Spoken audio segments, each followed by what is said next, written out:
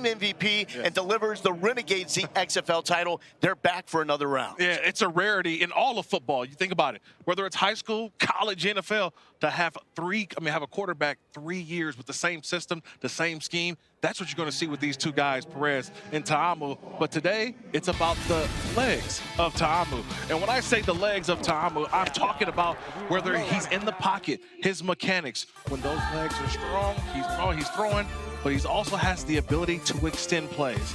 This is also where he has to learn when the journey's over, getting out of bounds, protecting himself. When he does that, this team is on point. But the legs are really what drives the offense for the DC Defenders. And Ta'amu standing by with Eric.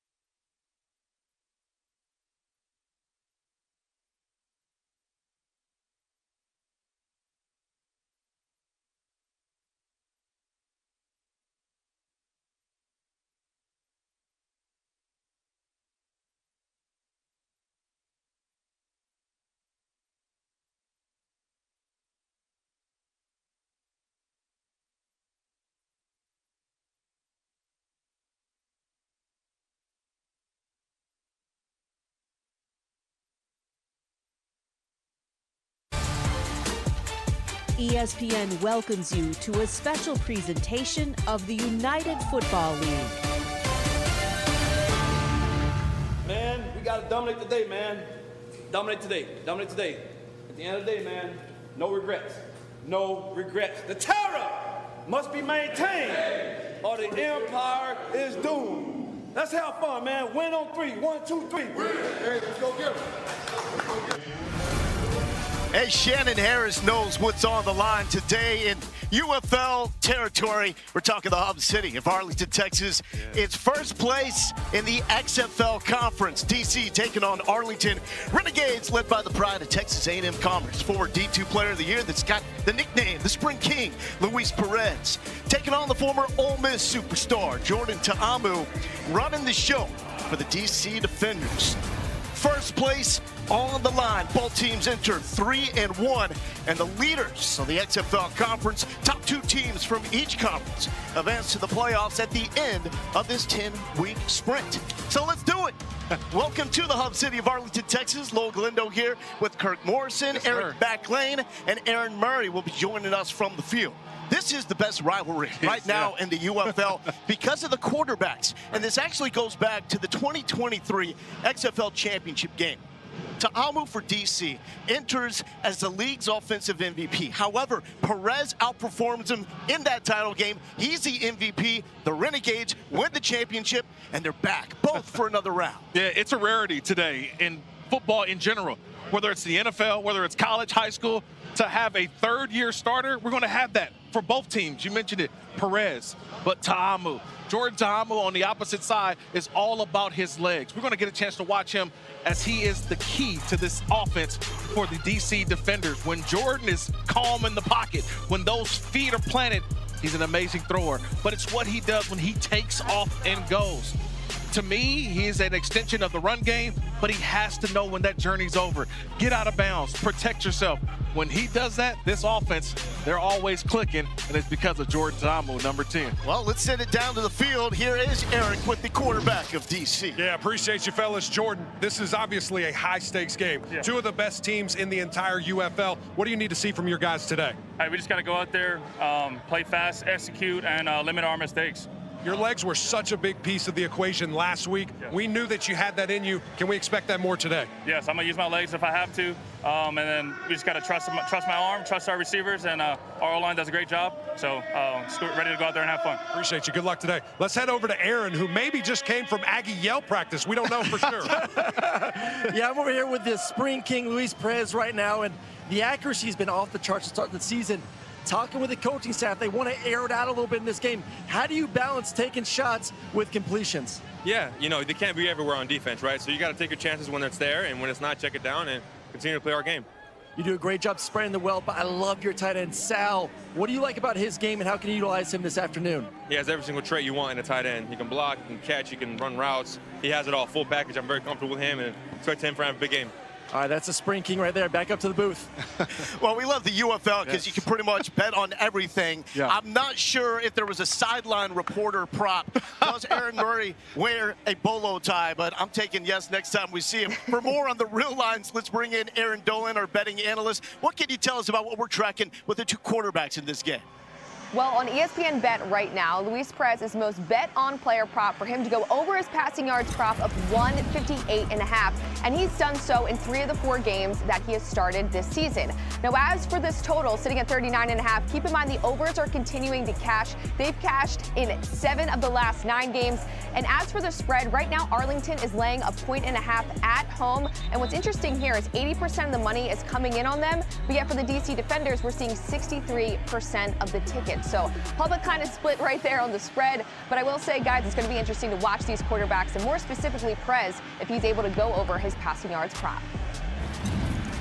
Aaron, thank you so much. I mean, initially, that total for Ta'amu seems high. Yes. He is coming off a 300-yard passing game, though. Yeah, and look, we've got experience at both quarterback spots. So to me, they're going to find out what the defense is going to give them. But I like Ta'amu with the over today. Last week, he rushed for 74 yards.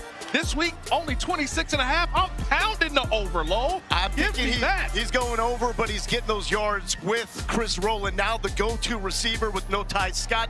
Give me the over at 43.5 receiving yards. And the UFL home team gets to decide, do they want to kick or receive? The Renegades at home here in Choctaw Stadium. They want to give the football up to that man, Chris Rowland.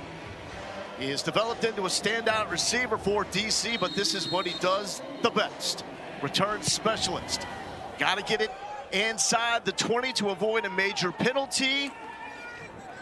And this will roll into the end zone. And so DC will be backed up. For Jordan Ta'amu, you'll remember him. His last season in SEC play was 2018 for the Ole Miss Rebels under Matt Luke. It's a team that went 5-7, but man, they were loaded. Moore and Knox in the NFL. Ta'amu, a star right here at the United Football League. A.J. Brown, DJ Metcalf, I think that says enough. And Sanders is one of his go-to guys now with the DC Defenders. You feel like it was just yesterday seeing that, right? I mean, these guys are all together. Ta'amu lighting the SEC up. And look, I can't wait to see what he brings today, because last week, their first loss, can they rebound after starting the season 3-0? Abram Smith, his running back, lined up to his right. Rowland in motion. Ta'amu will throw. They like to take deep shots. They're looking for the one-hander is Briley Moore out of Kansas State. Fred Keiss is the offensive coordinator for the DC Defenders. He's been in Ta'amu's ear now for 3 years. Yeah, this is just a tremendous job by Stephen Jones. He's beat, and he does not look back for the football. He stays and plays the hands of the receiver, and that's a nice job knocking that ball away. Ready, take go. 2nd and 10. And that is Abram Smith. He was a leading rusher in the XFL 2 years ago in preseason camp before last season. Tore his ACL. It's been a slow go getting him back. Well, it's our first 3rd down of the day, Lowell. And we got to see, does DC, how do they handle the pressure from Arlington? Or will they see a little bit of zone? Will be the first question of this 3rd down. You got to be ready for quarterback run. Talking to the defensive coordinator, all eyes on quarterback, especially that 2nd and 3rd level. 33 in blue on the edge, the bottom of the screen, former 1st-round pick, Taco Charlton out of Michigan. Ta'amu to throw, looking to the right side, one-on-one, caught but out of bounds as he was looking for his former Ole Miss teammate, Braylon Sanders. It's a nice job there by Jamar Summers, just playing to the outside, used the 12th defender, which was the sideline, and there's just no room for Ta'amu to get that ball in there. But I think that's what he's probably going to tell the receivers, give me a little more. I need a little more space, right, Aaron Murray? When you get off that red line as a receiver, there's nowhere to go for the quarterback. Oh, you got to fight to get back on that red line, about 5 yards away from the sideline to give your quarterback some room. Here is Jayden Price out of North Dakota State, dancing and reversing fields and fighting to make it to the 35-yard line to set up the Spring King, Luis Perez. What a story to become a star now in the United Football League. Texas A&M Commerce led them to a D2 national championship, was a National Player of the Year, and these are all the spots in spring football. He was with the Vegas Vipers 2023. Bob Stoops engineered the trade to get him to the Renegades, and they won that 2023 title. They are connected at the hip now. How many jerseys do you think he owns in his home, right? You know, like all the jerseys that he's worn, that's like a big memorabilia room. So getting all those things framed, he's probably got about 25 of those. Caleb Balaj out of Arizona State, his running back. Perez to throw on 1st down, looking down the middle of the field. One hand is all I need. Deontay Burnett, the man of Troy, to the house.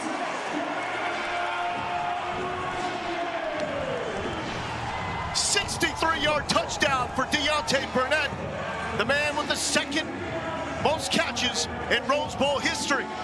I'm not sure any were that sweet in Pasadena. What a play, but look, it all starts with the block. Watch Garrett McGinn, he's gonna pull over. Watch, once he pulls, he gets the block. That allows Luis Perez to get out of the pocket. He throws the ball up, but when you have confidence in your wide receivers, you allow them to just go make a play. Deontay Burnett, you said it. I don't need to, I can use one. One hand grabs it, and it's a race to the end zone. Burnett for a touchdown. PAT attempt brought to you by Ortho Home Defense, and there it is on the button. To Javante Payton, the Tennessee Volunteer, is good for 2. And big game, Bob Stoops living up to that nickname. 8-0, his Renegades in charge. Oh, that was quick, right? We barely had a chance to catch our breath, and we've already seen, what, a couple of guys already making plays. Payton with the 2-point conversion, but it was Deontay Burnett. One hand is all I need. Racing to the end zone. Time to squabble up, Renegades.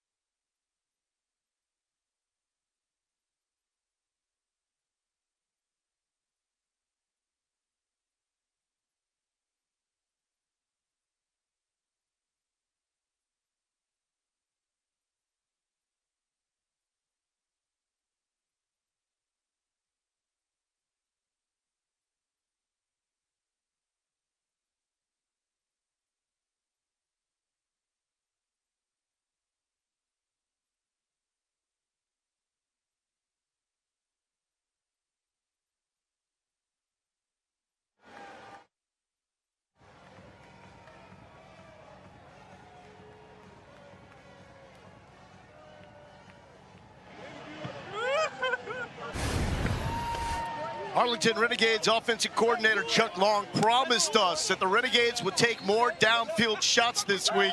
And there is the beneficiary of that shot, Deontay Burnett. 63-yard touchdown, longest pass play of the year for Arlington. And oh my goodness, Aaron Murray, you are now the Spring King with a hat like that. I am not. I am with the Spring King that we just talked about taking shots. You're on the iPad right now. What did you see on that first play?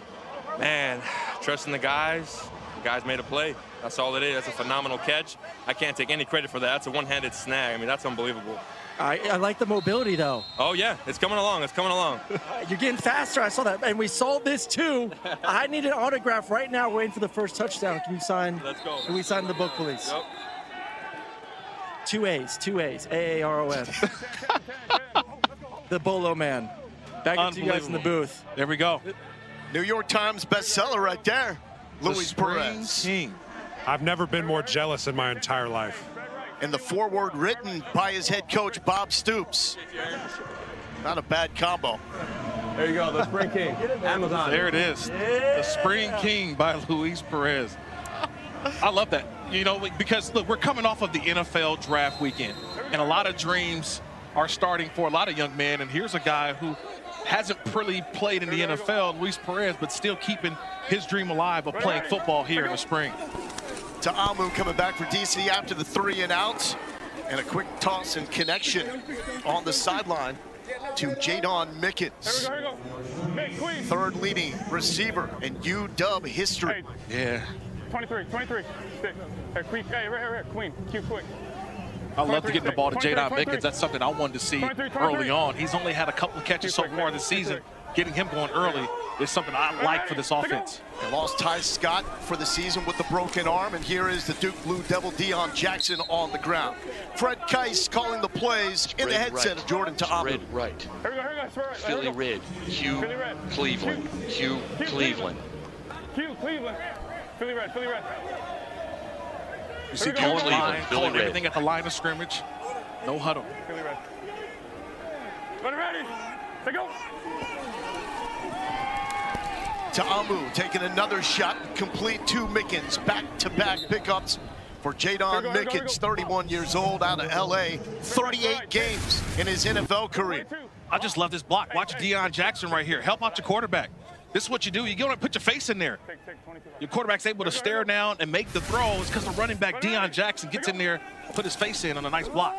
Jackson with a good burst up the middle, but absolutely popped the Arlington defense with Miles Horn.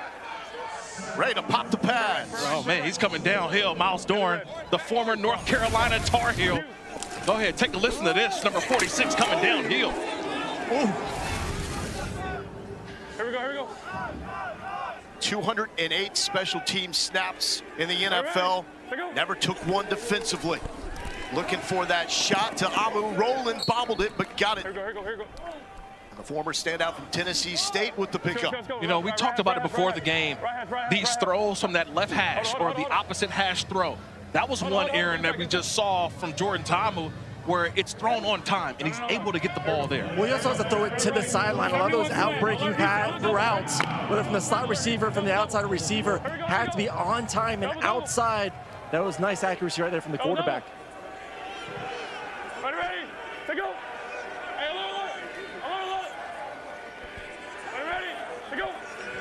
Ta'amu on 3rd and 4, looking right side, broken up. There is a flag down. That was Jaden Price out of North Dakota State in coverage on Braylon Sanders. Yeah, that was the quick throw right there. Price knew it, but I think he got there just a tad bit early. Pass interference, defense number 28. Ball is placed at the spot of the foul. Automatic first down. Initially, it looked like he got the left hand in there to knock the ball away, but I think it was the right arm that restricted the receiver and did not allow him to have the attempt to make the catch. You'll see the red dash below the timeouts for DC and Arlington. That's the Super Challenge. Each team has up to 2. You get the second if you're successful on the first challenge, but you need a timeout to use any of those challenges, and you can review everything. Penalty like that, if you thought it shouldn't have been called, throw the flag, and Dean Blandino will take a look. Ta'amu letting it fly one-on-one. Sideline adjustment. Mickens could not make it in time. And that is Janae Harris, the man that had the play of the game last week with that 100-plus yard pick six. Yeah, and he's mic'd up today. So he said he's ready to put on the show. Last week was the 102 for a touchdown at the end of the game, but he's had a great start to this UFL season. Tied for the lead in interceptions and also pass breakups. Keep an eye on him all game long. Number 5 is Janae Harris. Out of USC, that was a 4th and goal situation at the 3-yard line, nursing a 7-point lead. Push! Ta'amu will run, pop pass complete. And that's to Cornell Powell, 2 national titles at Clemson, and then won a Super Bowl with the Chiefs in 2022. Spread right, let's go. We stay 11, spread right, 16 kick, read. 16 kick, read. Interesting call here, 16 kick. To me, it always seems like it's a read, so the read option comes into play here for the quarterback, being able to take off and run if it's there. Ready, go. 3rd and 4. And Ta'amu ran into traffic, his own man, but there was a push up front from Chris Odom, who started the win last week with the scoop and score. They got playmakers all over this defense. Well, because you got to do your job. When you do your job, great things happen. Watch Odom. He doesn't get full. He attacks the quarterback. When you attack the quarterback, you make him have to make a decision. See, he goes right for the quarterback. And Ta'amu's kind of in no man's land. Do I pitch? Do I keep? Odom doing his job gets a tackle for loss. Odom was the 2022 USFL Defensive Player of the Year. He then got a shot with the Browns in preseason camp, but tore his ACL. 58-yard attempt is up, and it's off the crossbar. No good, off the boot from Matt McCrane. So DC will remain scoreless.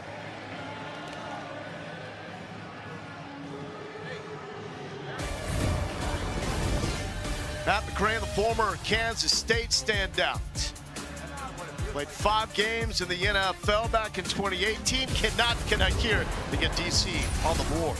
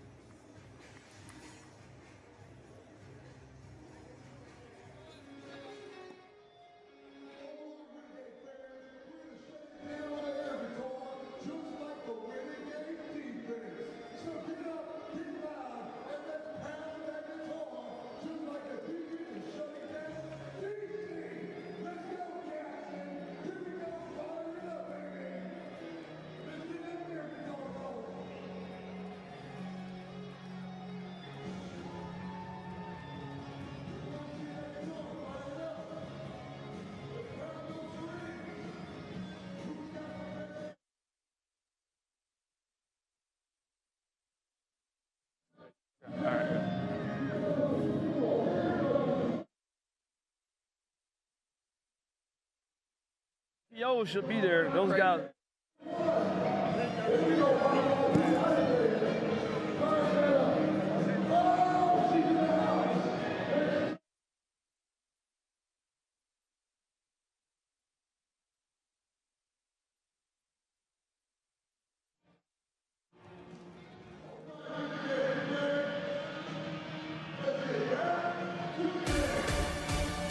The UFL is brought to you by Progressive. Protect your auto, home, and business today at progressive.com. When it's a UFL game in Arlington, it's essentially a home game for both sides. Right. This is the hub, the new headquarters of the UFL right here in Arlington, Texas. Not a long trip home for Jordan Ta'amu. See what he did last week against San Antonio. 300-yard game. He's off to a 4-for-7 start, 29 yards through 2 drives. Yeah, so a little bit of, you've seen where he's trying to get the football. He's throwing to the outside, the timing routes, but he's been off on those deep throws on the outside. I think his receivers can help him out a little bit more, give him a little more space. He needs a one-handed catch like Deontay Burnett did for Luis Perez. Second drive for the Renegades. Sal Cannella go to tight end in motion. High snap, here is Balaj. Nothing happening on the left side. Chuck Long, first-round pick back in 1986, calling the plays for the Renegades. 351, ex-Leo Hitches. 8 Dixie left, 351, ex-Leo Hitches. Hey, 8 Dixie left, 351. There we go. Trying to get back on track. You got a negative run, not a lot of yards on first down. I like the hitches. Try to make the defense have to come up and make a tackle with the hitch routes on the outside. Let's see if these hitch routes convert, though, versus press coverage. Perez, quick strike and complete to Seth Green.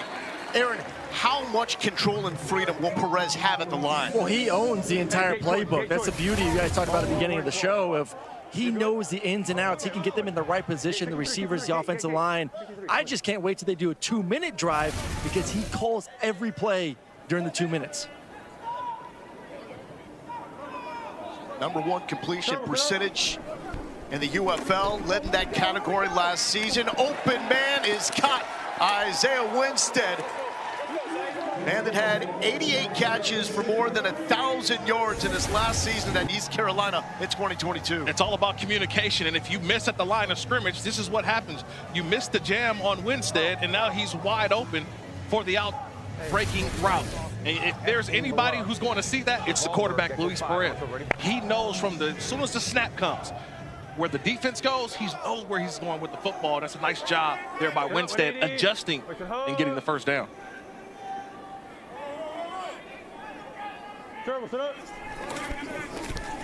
Here's Balaj looking for some daylight up the middle. Before there was Cam Scadaboo going in the 4th round out of Arizona State. There was Balaj doing just that back in 2018. Hey, Kurt, go back to that previous play. You're going to see a lot of bunches, stacks against this man-to-man defense and try to create that confusion and try to win at the line of scrimmage as well. Perez handles the snap, gets it to Cannella, and Cannella spins, putting his man in the cycle and takes it to the 25-yard line. Now a catch in 19 straight for the former Auburn Tiger. Yeah, but I love this play, but the play before, and I've been seeing the complex running game of Arlington. I call this the end around. Watch the running back. The running back goes around the quarterback and then comes back and goes back downhill. They have so many different types of exotic runs, from Y off, Y return, tackle over.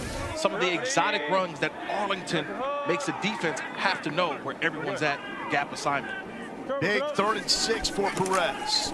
Pressure off the edge to Balaj, out of the backfield to the 20-yard line. Balaj is a big-time receiver out of the backfield, especially in his last 2 seasons for the Sun Devils. Emac, how is it blocking for a guy like Luis Perez, knowing that he knows where he's going to go with the football? It feels like you just got to hold on to your guy for, what, a half a second, 1 full second?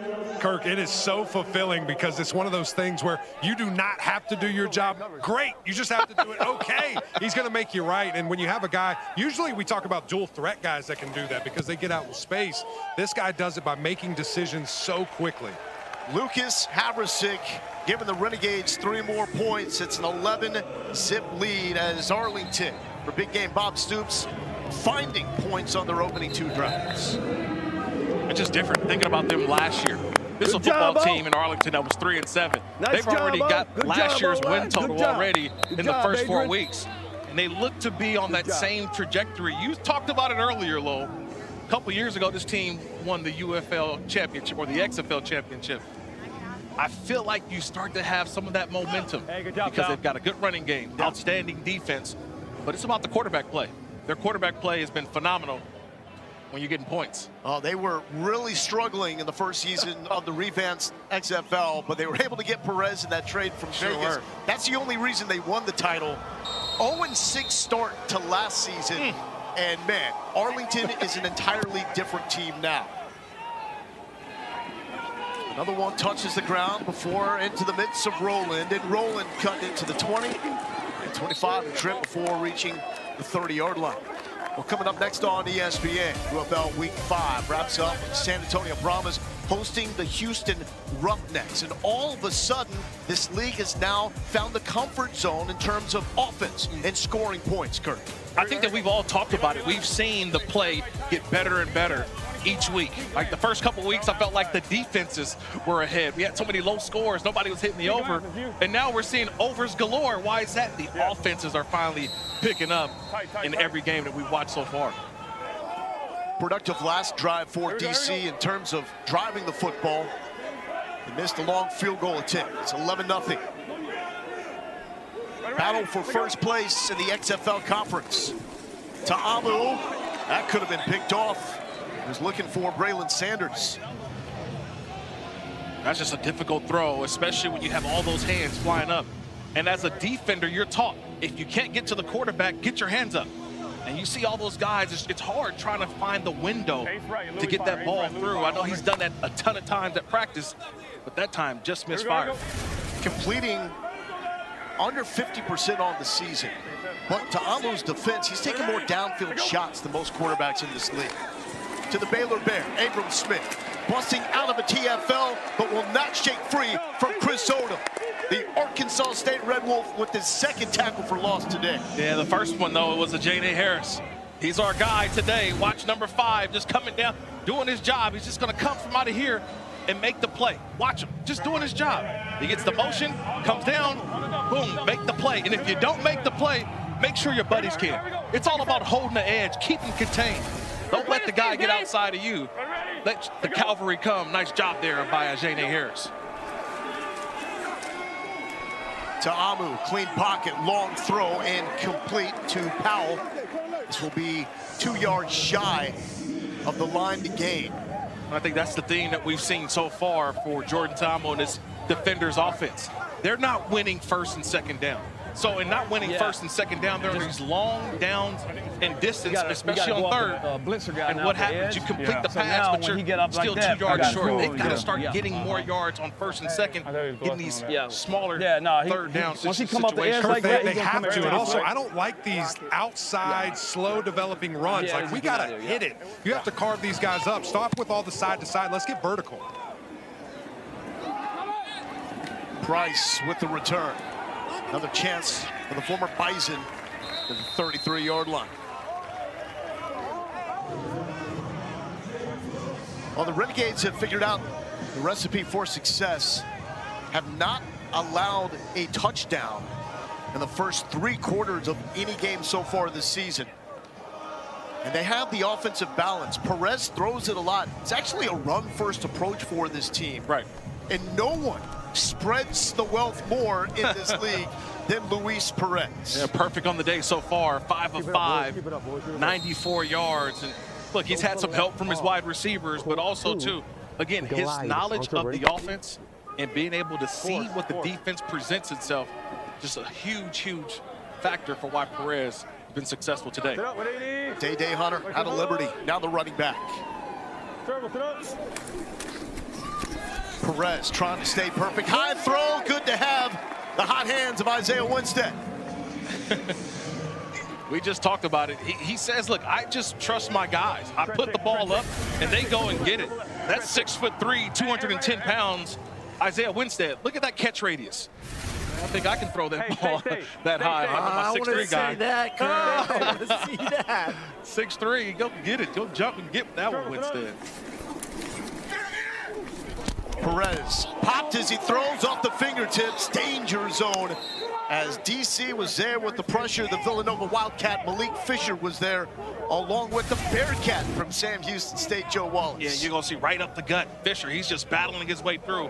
He puts that hand up, but he's able to knock the hand down or the arm of Luis Perez. That ball fluttered. That was just a nice job at the end by Deontay Burnett knocking the ball away. If he doesn't knock that ball away, that's probably an interception, and DC's going in. Here we go. Start with it up. On the ground, Hunter. And DC bowing up. Big third down call here from Chuck Long. Let's go 11. Let's go right here. Let's go triple left, wide move, 62 Cobra. Triple left, wide move, 62 Cobra. Hey, triple left, wide move. Hey, we're going triple left to wide move. Hey, just go, hey. Yeah, triple left, wide move, 62 Cobra. On top, ready? Let's go.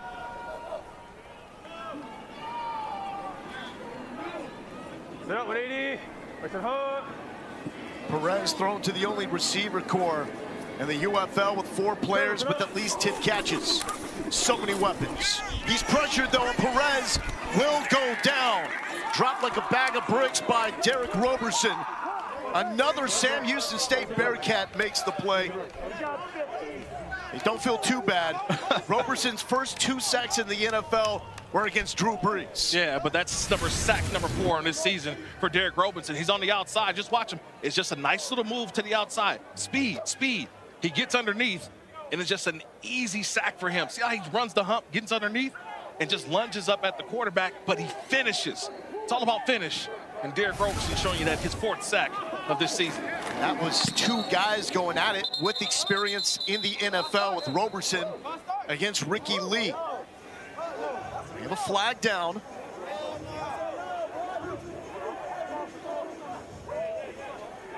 Abrupt movement by the receiving team causing the offense to react. It's delayed game, 5-yard penalty, still 4th down. You'll notice the last name for our head official, his nephew, one of the best players in college basketball as a freshman at Duke. Talking about Knappel.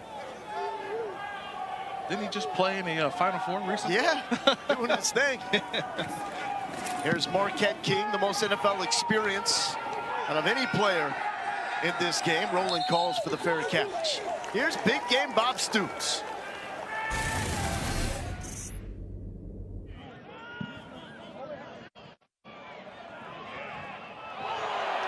Come on, T! Get in, T! Oh, jeez, what a catch! Great job, Luis. Great job, fellas. Nice job, baby. Nice job. Nice job, fellas. Great start. Kirk, I think Bob Stoops has found his happy place in United Football. He loves this thing. Yeah, he does. He's comfortable now. And he just talks about getting these guys every week ready to play. But he's got an experienced group. 16 of these guys were a part of that championship team a couple years ago. They love showing up to work for Coach Stoops. Ta'amu complete. Javon Antonio played 1 season for Coach Prime in 2023 at Colorado. Here we go. Flex right, Lisa. Hey, flex right. Flex right. It's a big drive here for DC.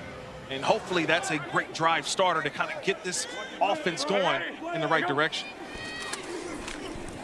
Ta'amu pulls it from the belly of his running back. And it's Roland making the adjustment, the dive forward. He's got 19 targets the last 2 games without Ty Scott. He's the go-to man. Yeah, just the pressure that Ta'amu puts on the defense when he gets out of the pocket. You see the defense kind of stares, like, where's he going to go? But just that little presence of getting out of the pocket just opens up windows for him down the field. Here's Abram Smith's turn. The Baylor Bear tries to turn the corner, won't get it, and rustled out at the 40-yard line.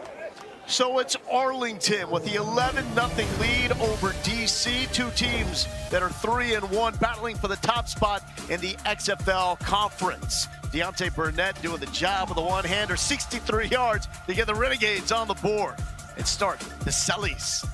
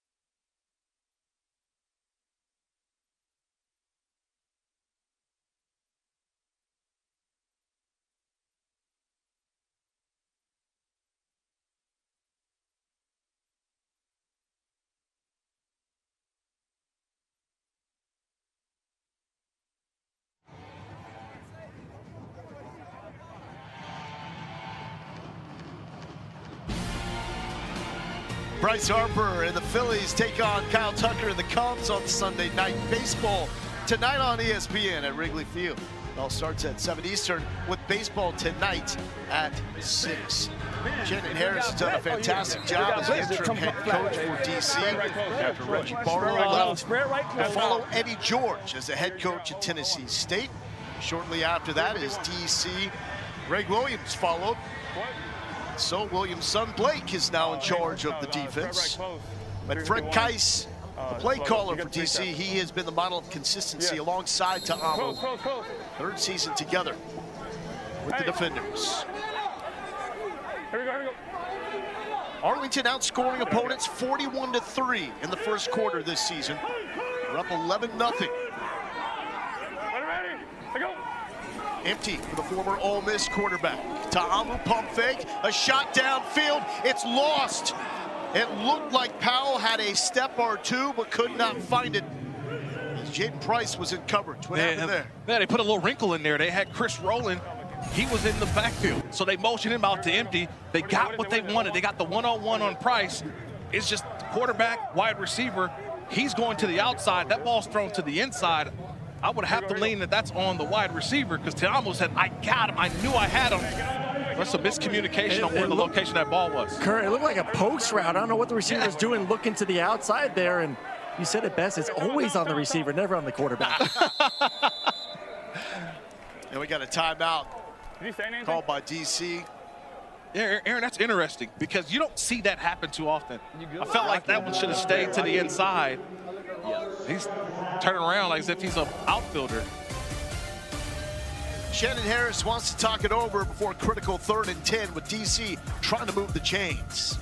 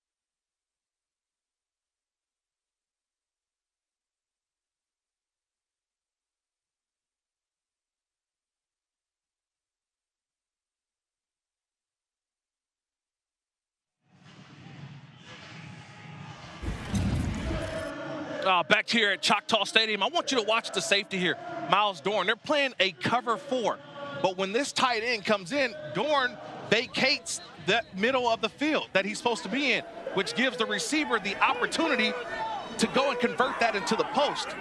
He doesn't convert it into the post, and that's what Ta'amu was thinking the entire time.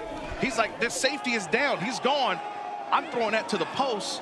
but Powell was running toward the corner, and that's where the miscommunication came in on that one. And on the other side, Roland got Stephen Jones on skates and was wide open. Here we go. So DC, the top third down team in the UFL, 0 for 3 on third today. Ta'amu looking for the conversion, pressure in his face, and it's broken up in coverage by the North Dakota State standout, Jaden Price. There's a flag down at the line of scrimmage. Roughing the passer, below to the head, number 45 defense. We got incomplete pass? Yes. Yes. Personal foul, roughing the passer. Number 45 defense, 15-yard penalty from the previous spot. Automatic first down. That's on Will Clark. That name, very familiar here in Arlington for making big hits in this stadium. But this Will Clark out of West Virginia instead of Mississippi State, a little excessive. Yeah, right there above on that helmet. You can't do that. You know, no matter what league that you're in, you got to stay off the quarterback. And I think Will, he tried to hold the quarterback up just a little bit, say, I didn't mean to, but got to stay off the helmet, that head and neck area. It's an easy call for the officials. So there is a conversion via the penalty. Abram Smith fighting through a leg tackle and takes a 1 yard shy of the marker. Donald Payne, the tackle machine, with the stop. Abram Smith started his career at Baylor as a linebacker, had a school record 1,600 yards in 2021. Ready, set, go. Defenders going quick, backside pressure, downfield, caught, waltzing in is Cornell Powell. 37 yards from Ta'amu to the former Clemson Tiger, Cornell Powell. It's all about the adjustment here. We were talking about these receivers have to do what? Help out Ta'amu. That ball's thrown to the back shoulder, and all you saw was Powell go up, and just the way he was able to contort his body back to the football, that's an outstanding job. Grabbing that ball and then putting it over for the touchdown. Well, Kurt, he maintained the red line, which allows Ta'amu to throw it to the outside, that back shoulder, to make a play. This PAT attempt is brought to you by Ortho Home Defense. It's a 2-point conversion attempt from the 5 yard line. Go from 1 from the 2, 3 from the 10.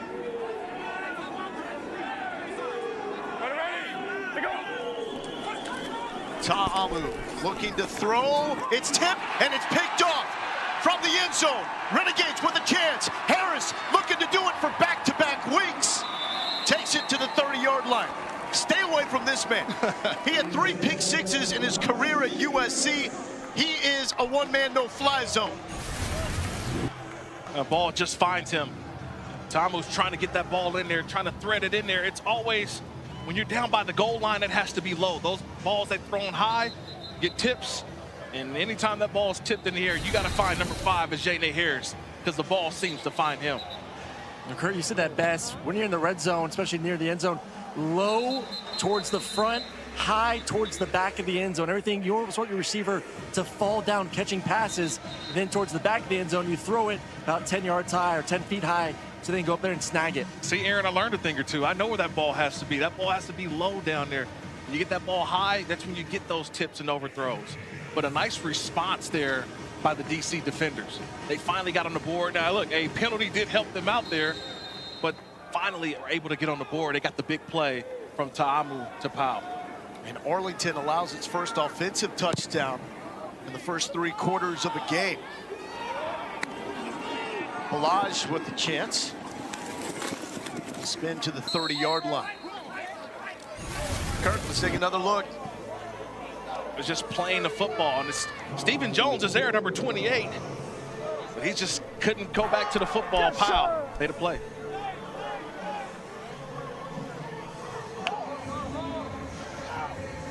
Yes, sir.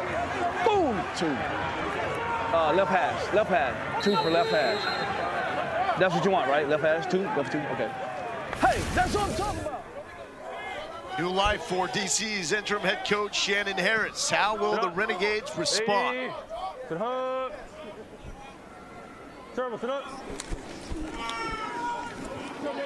Here's Day Hunter.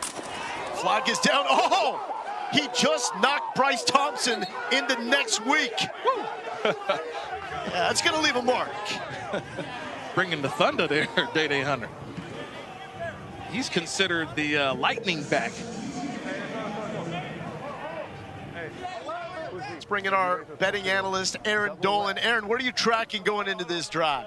Well, guys, you can currently live bet what's going to happen for this exact drive for Arlington. Punt is the favorite in this market, but I'm going to go with field goal attempted. All that needs to happen is an attempted field goal, not one made. That's a plus 340. So if this were to cash for you, a $10 bet would win you $34. But so far, we've seen 3 drives from them, a touchdown, a field goal, as well as a punt. So have some fun here, guys. You can bet this throughout the entire game.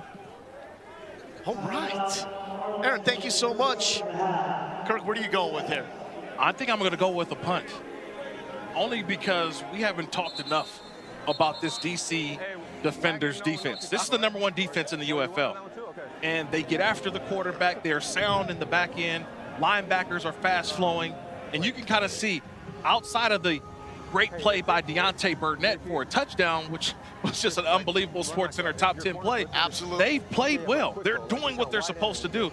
And Blake Williams right there, son of Greg Williams, bringing the thunder, bringing the noise today with this defense. Yeah, if it's Greg or Blake calling plays, the quarterback's in trouble.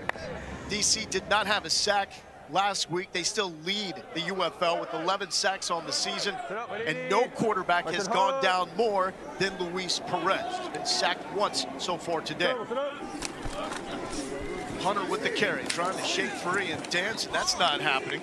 Malik Fisher there for another stop. Yeah, just sound in their game. You see the linebackers, fast flow, and it's just a solo tackle.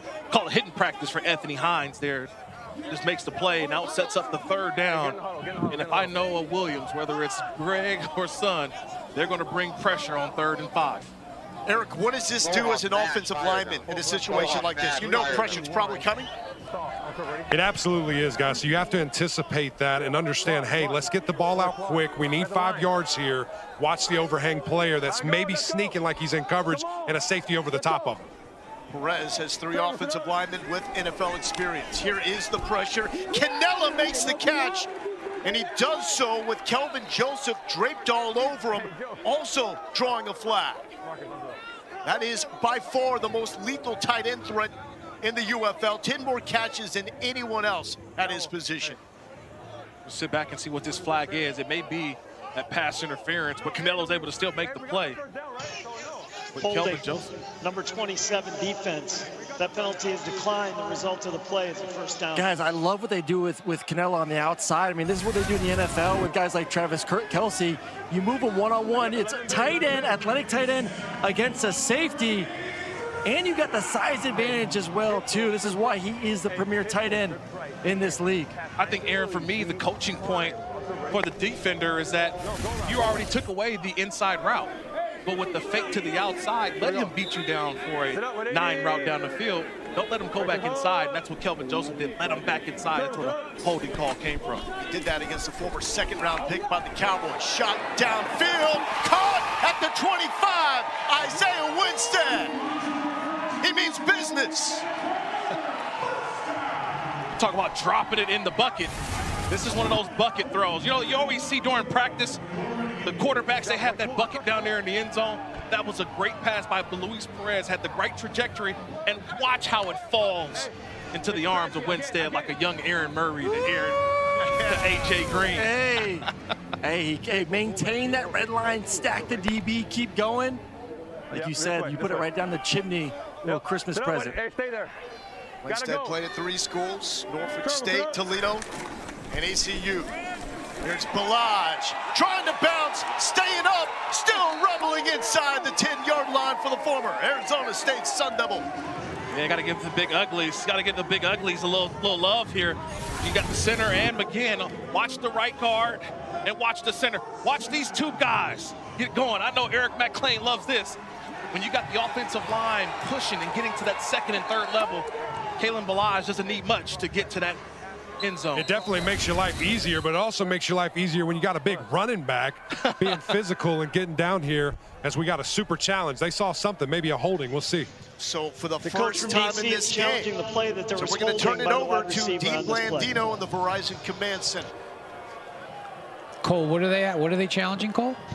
They're challenging that there was a hold on the edge. What number? One of the receivers, number 1. Oh, the defender was number 1. The defender was number 1. Thinking the offensive player, I think, was number 11. It's number 11 on number 1. That's what we're looking at. Yep. I'm on broadcast now. He's in front of him. I don't see. I'm going to go to my end zone shot, high left. I've got position in front, hands outside the frame. He's at the point of attack. Okay, he doesn't let him out here. Here, see, I've got restriction here as one tries to get out, and there's the hold right there at the 15-yard line. All right, Cole. We do have a hold on number 11. I'm going to give you the spot here. We're gonna have the hold at the 14-yard line, and so we'll enforce a hold from the 14. Back to the 24. Back to the 24. First down.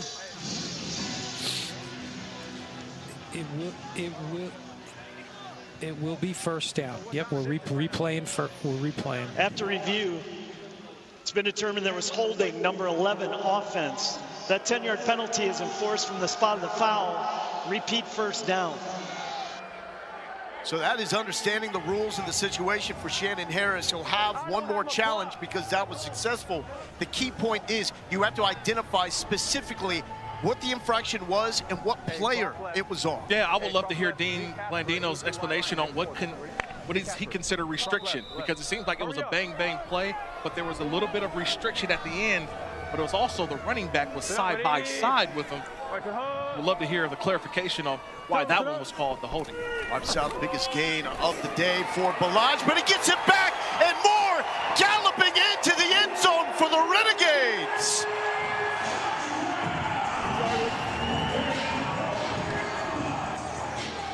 Will you challenge that, DC? That's just all about vision. It's vision and what I love, riding the wave. He didn't need a surfboard for this one, but he rode the wave. He allowed everybody to go in front and just cut it right back behind the center. I want you to watch it a couple of ways here, but it's just getting down and then riding the wave, coming all the way to the backside, allowing those blocks to develop. That right tackle, left tackle, Ricky Lee, able to secure a nice little block. You sneak right in behind for the touchdown. Kirk, that's such a great job of being patient, allowing your guys to get out in space and get their block. Perez looking for 2, the bullet to Canella, give him 2 more. Arlington now with 19 points on the board, and this offense has figured it out, Kirk. Yeah, I lost my live prop, though, because I had him punting, remember? I'm sorry about that. That's what happens when you bet on the spot. Make better decisions. So whoever got the touchdown, congratulations, but you mentioned it.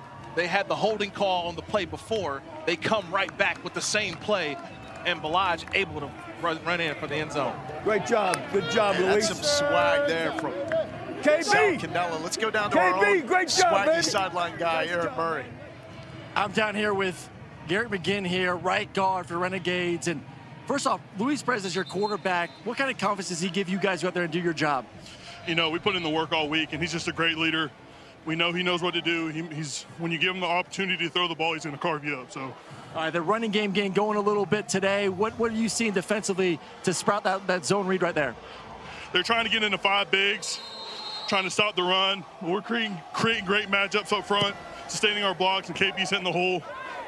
It's easy to block for a guy that runs the ball like that. Right, keep it up. Go get some rest. Rolling to the 35-yard line. Big afternoon so far for East Carolina. Garrett McGinn, a Pirate, undrafted, still made his way to the NFL, played 2 games back in 2019 with the Panthers. We've seen it's been a huge afternoon for Isaiah Winstead as well. Absolutely. ECU receiver. But I love what Garrett McGinn said there, right? Listen to what he said, that the DC defenders are bringing 5 men on the line of scrimmage. They're running that bare front, basically covering up every offensive lineman. So they know it's going to be difficult because you've got to win your matchups. And right now, it looks like the Renegades' offensive line is kind of having their way up front, and that running game starting to take fold. Over, once again, is looking good, but it's primarily because the Renegades have been cooking. Roland with a comeback dropped it. Was it underthrown, Aaron, or do we blame the receiver here? No, that's on the receiver there mostly on the receiver. Ball could have been higher, but it touches his hands. I need you to catch it. To me, this is a drop. That ball's there. You've got to catch that one. Even if you go down to grab it, I think when you think about the ball's in the air, Roland's thinking about going, right? He's thinking about catching and keeping going. That time, you got to just catch and get down to the ground. I will say, if it was a better pass, that's a chance for a catch and possibly a touchdown, though. That's what Roland was thinking. Just catch sometimes to get down. Ta'amu sacked. Willie Taylor III out of Eastern Kentucky bringing him down. Yeah, I love this. It's just the old ET stunt. Sometimes the E doesn't necessarily get there, it's the T. So you get in first, you get the end going here first, and then the tackle coming next. And watch what happens here. Taylor comes in first.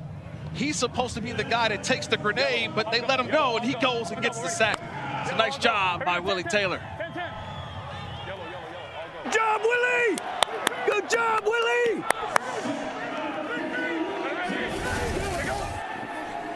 Bob Stoops knows defense. Fantastic DC at Florida before taking the OU jump. Wide open downfield. Braylon Sanders. That is the Ole Miss connection, alive and well. Two former teammates hooking up. 54 yards. Yeah, and this is just a big play that Carlton Johnson, number 37, he just gets nosy. Watch the cornerback on the right side, Carlton Johnson. Where is he looking?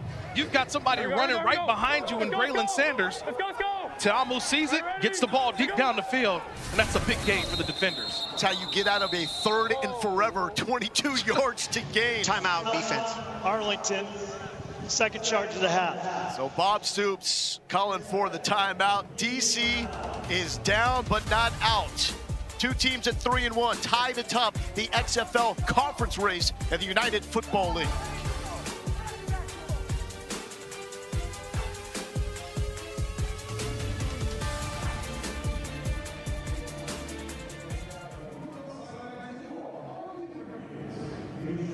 I'm going to challenge. 77, the right guard was holding. Hey, they got the challenge flag out. Hey, Dean, he's challenging 77, the right guard for them. 77, the right guard was holding. 77 was holding? Okay. But just right so he knows, if he loses a second timeout during this. If you lose, Coach, you lose your second timeout and you lose your challenge. You're still going to go with it, okay? That'd be a hell of a big play to come back. Sticking with it. 77 held. It'd be worth it. He said the right guard. Right guard, okay. I'm on it. No. He stays with him.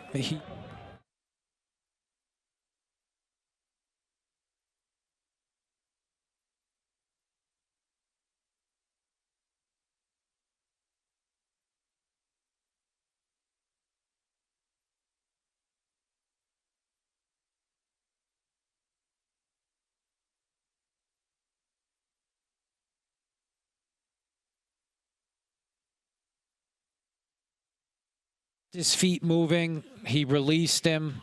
There's no hold on 77. So he called timeout, then he decided to challenge. He's going to lose another timeout, and he's done with challenges. Gotcha, Dean. Yep. After review, there was no hold on the play. Arlington has lost their challenge for the remainder of the game and will be charged with a timeout, their second charge of the half.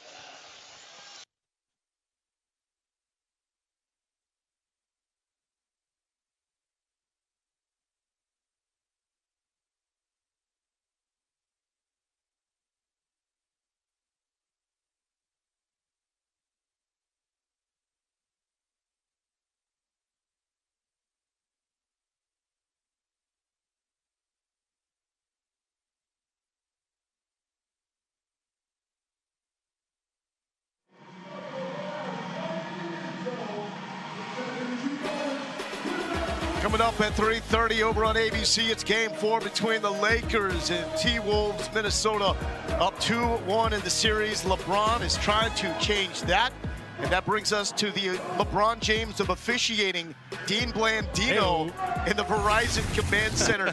Dean, what just happened in that last sequence with the challenge from Bob Stoops? So obviously it was a big play. So Coach Stoops took a chance. He wanted a hold right there on number 77. We don't see that as a hold. 77 had good feet.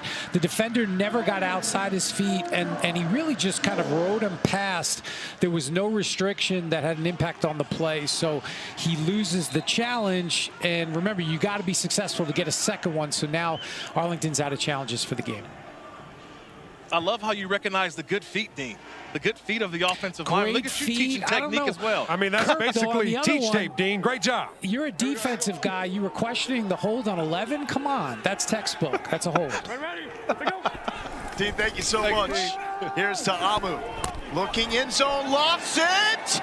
High traffic, no problem. Hauled in by the Kansas Jayhawk, Mason Fairchild.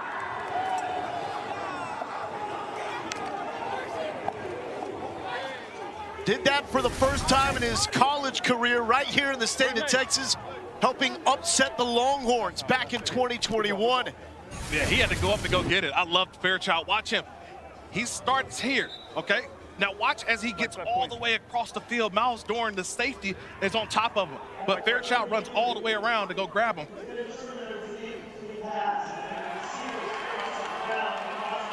Ball. It'll be second down. But does the ball touch the ground? I don't see the ball touch the ground. And this is something that Dean Blandino and the officiating crew can look at without a challenge. They will look at this to make sure that the call on the field was correct. Yeah, we're winding. Correct. Yeah, we have an incomplete pass. The ball hit the ground, came loose. So we're going back to the 21. Wow. Kirk, did you see something there that was I a missed? quick review. Where did the ball, I don't know if I saw the ball hit the ground. Where was your shot? A better look at it. The first vantage point, I never saw the ball touch the ground. I think if that tape keeps rolling, I'm with you, Kirk. Nonetheless, can't do anything about it now. Another floater, and that's overthrown, looking for Powell. Wow, what a change of events. Fairchild went up and go make the play, but didn't bring the ball all the way in. See one more look, that ball. Guys, if you're DC there, you're not taking a timeout to continue to look at that? Ah, there it is. Yeah, it's a little bit. What do we have there, Dean? Yeah, that's the shot right there. The ball hits the ground, and then watch it pop. His hands come off the ball. If you keep it running a little further, it's going to pop loose. That's the shot we use to overturn it. Ta'amu will tuck it and run, gets a block on the edge and slides down at the 10. There is some contact there from Carlton Johnson. And Ta'amu showing those legs you were hyping up, Kurt. Yeah, I was hyping it up because last week he rushed for 74 yards. He hasn't done that today, but so far, watch it. Yeah, that ball barely touches the ground. Just a little bit, but you get the ball, hands come off the ball. Like I said, the LeBron of officiating. Dean always helping us out. Or is it the MJ? You were right the first there time. we go. You were right there the first time. Let's not start these debates. MJ. 'Tis the season, fellas. First and goal for Jordan Ta'amu. And we've got a timeout called by Shannon Harris, the interim head coach of DC. It's an interesting part on the field for DC. Because remember, last week, they were in the same spot, and they had the opportunity to win last week's game. Yeah, the race They had the smash or opportunity. If they sniper. scored to get a couple, get a If you wanna conversion, they would have maintained that undefeated season. But last week, they didn't get it done because they had San Antonio Brahmas held them out of the end zone, late in the end zone. So how do they handle this same scenario right before the half? This is a huge game in terms of reaching the UFL championship. That championship game presented by Underdog. It returns to St. Louis and the Dome at the America Center on June 14th at 8 Eastern on ABC. Tickets start at $29. For more info, go to theufl.com/tickets. And this is why this sequence and this game is so important. Two teams at 3-1. They are the favorites in the XFL Conference, top two from the XFL Conference. and the USFL Conference reached the playoffs. Deion Jackson is the running back. He'll try to set an edge for Ta'amu and just throwing this one away. You know, Aaron, I don't understand that. I don't understand why would you roll the right-handed quarterback to his left. You're hoping to win right now. Like, that's it. Like, it's either your outside receiver wins right now. I think it might have been a whip route. And if he doesn't hit, there's nothing you can do. Yeah, I don't like that play. And it just doesn't give him the opportunity to take off and run. Because he's got to square his shoulders all the way back up to throw. Fix that. Here we go. Take 5, 2. Ready. Here we go.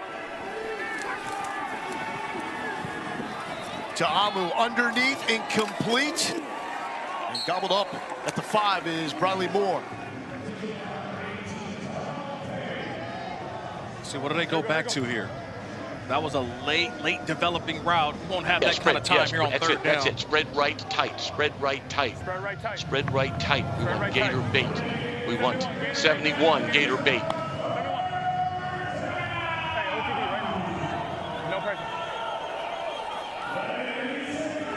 In the UFL, the heads-head communication does not shut off at any point.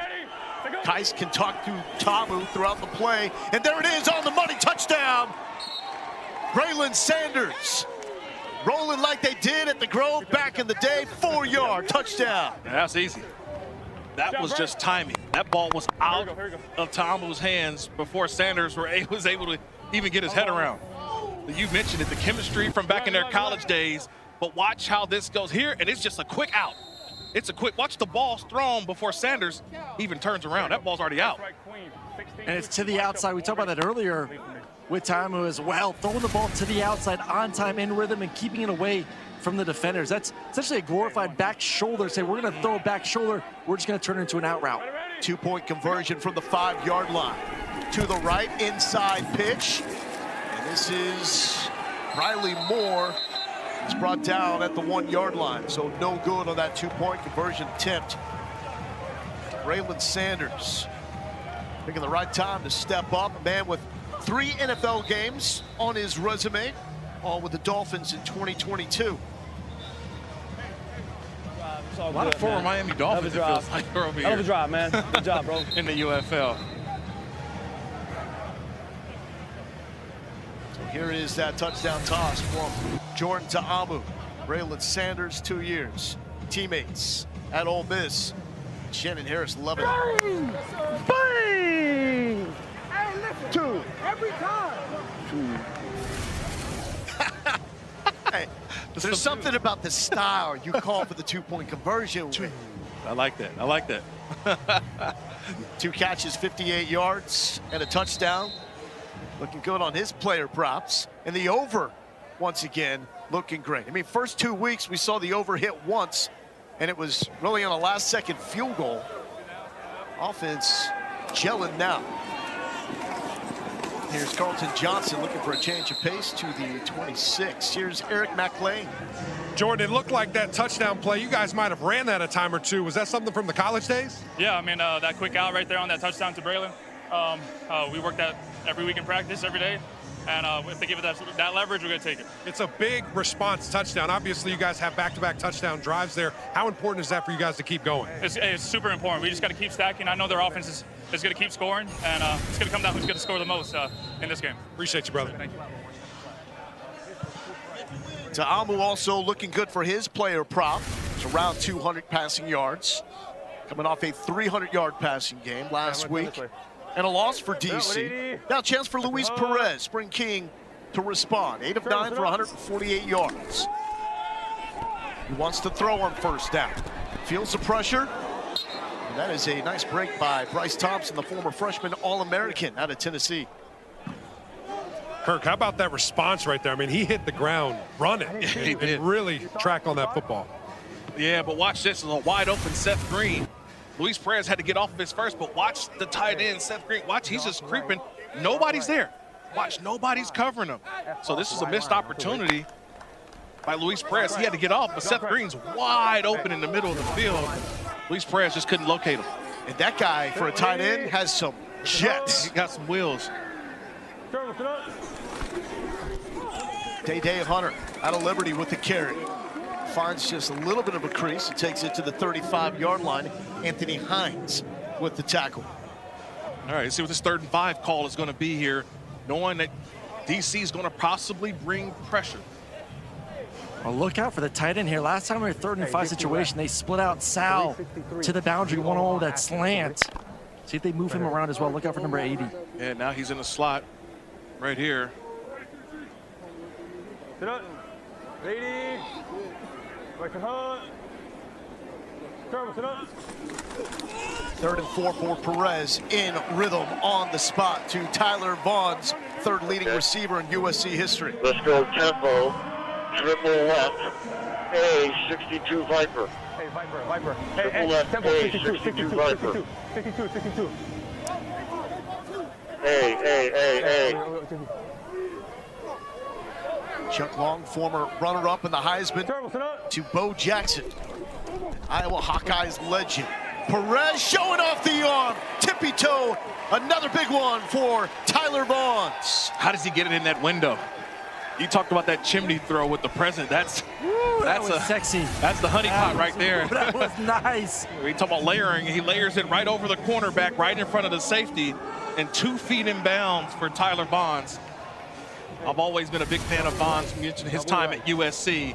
One of the more experienced route runners, and you saw it right there, the flexibility, being able to get both feet down. The big time with Perez is what's the arm strength? That was as good as it can get right there. High snap, Perez recovers, gets it out. Why not go back to Vaughns? His 3rd catch on this drive, had 222 of those for USC. The only thing that Vaughns, I think, was 63. The NFL is that he doesn't have the long end speed. Great route runner, but is never going to run away from you. But he's going to find a way to create space, and you saw it in the last one. Perez showed the mobility out of the reach of Seth Green. Chuck Long with the play call. 11. Good hash. 8.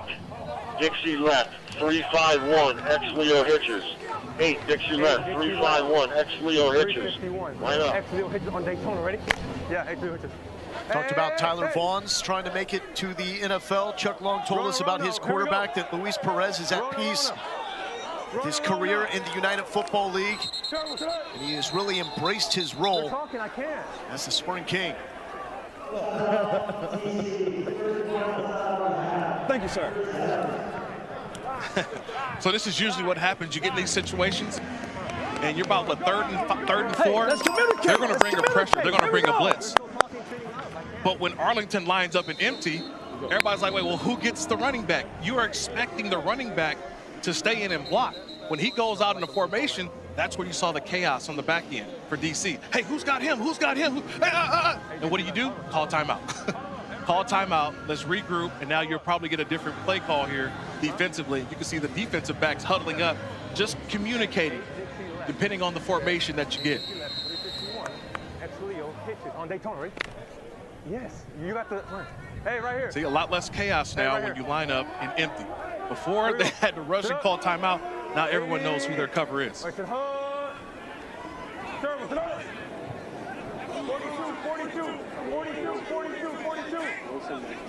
There's that control and freedom at the line by Perez. He's going to take it. The wheels!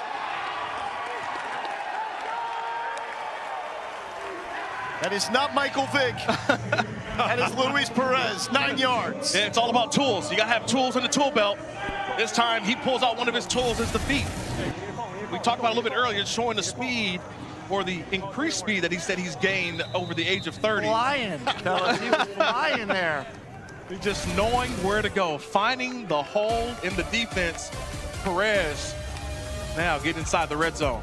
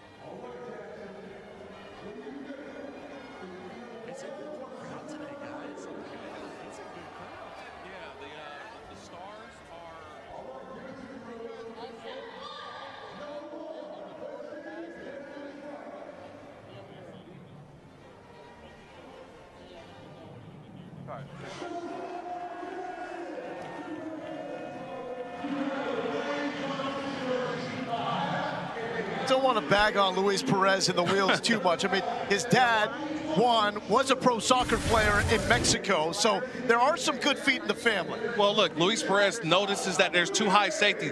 That means it's 2, cover 2. Well, he knows he's got 2 man, meaning that all these guys are man-to-man. They're going to have their back to the quarterback. That means the defensive line, they all have the quarterback.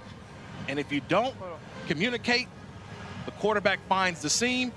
And with all those defenders with their backs turned to the quarterback, Luis Perez, the experience, gets out. He doesn't need 10 yards, just needed 4, got what he needed, and now it's inside the red zone for the Renegades. Guys, that looked like a quarterback draw a little bit, too, the way he took the drop and ball automatically right into the right arm to cradle it. So I think he saw 2-man, check to the quarterback draw to get the first. That's just the experience of the Spring King right there in front of you. Perez and Ta'amu both balling out here. 2 minutes, Perez, and he finds Seth Green, and Green streaking close to the end zone inside the 3-yard line. Started his career at Minnesota, where he played some quarterback before ending it as a tight end at Houston. I love the arm angle here. He had to get it over the top, his little floater, right? Steph Curry style, the little floater over the defender. And that's how you got Seth Green out there to the edge, just getting the ball into his hands, but the arm angle having to almost shoot it over the defender right in his face. Sit up, 180. Right, sit hard. Turn, sit up. Hunter with the carry, tripped up before finding the end zone. Johnny on the spot is the Fighting Aggie, Anthony Hines. Anthony Hines, I told you, it's target practice. Anytime I see that linebacker with the neck roll, that neck collar back there, oh, he means business. He's not wearing that for show. He means business. So Holton Ahlers, another East Carolina Pirate, now checks in at quarterback. Yeah, he comes in that diamond package, right? 3 backs behind him. And this will be a carry by Davion Smith, and the Michigan man finds the end zone for the Renegades.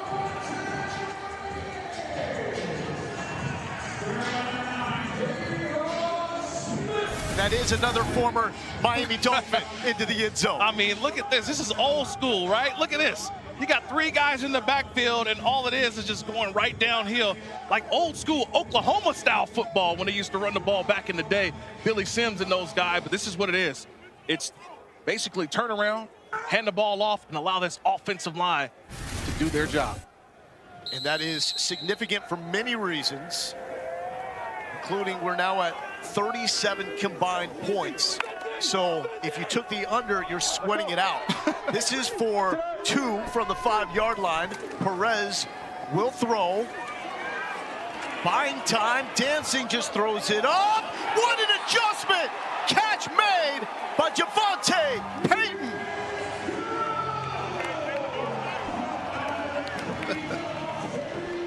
Hey, you got to throw it up. All smiles for the Spring King, Luis Perez. This is his domain. I mean, that turned into recess right there. I mean, how many times or how many alligators do you count? 1 alligator, 2 alligator, 3 alligator, 4 alligator, and finally just throw it up, and Peyton in the back of the end zone for the conversion. I was always 1 Mississippi, 2 Mississippi. Yeah, no, people just start, because sometimes they lie to you. 1 gator, 2 gator, 3 gator. No, we're playing alligator. Okay? Yeah. Not gonna lie, boys, I've never heard that in my life. You never heard that? See, I can tell Kirk, you. where'd you grow up? Hey, where'd you grow up? I grew up in Oakland, California. I'm a recess champion. My good job. jersey still hangs at the Sacred Heart Elementary. Come on, big dog. Baby, come on, man. Good job. I'm the elementary king. Here's Rowland to the 30-yard line. So Luis Perez, he actually has been working on the athleticism and the speed in the offseason. And the hard work is now paying off. Electric. I'll look faster than that. Woo! Hey, Look at Luis. we're watching the replay down here. High stepping. Luis running what? I'm with Luis right now. You said it looked like it felt faster than it looked, but that was in slow-mo, though.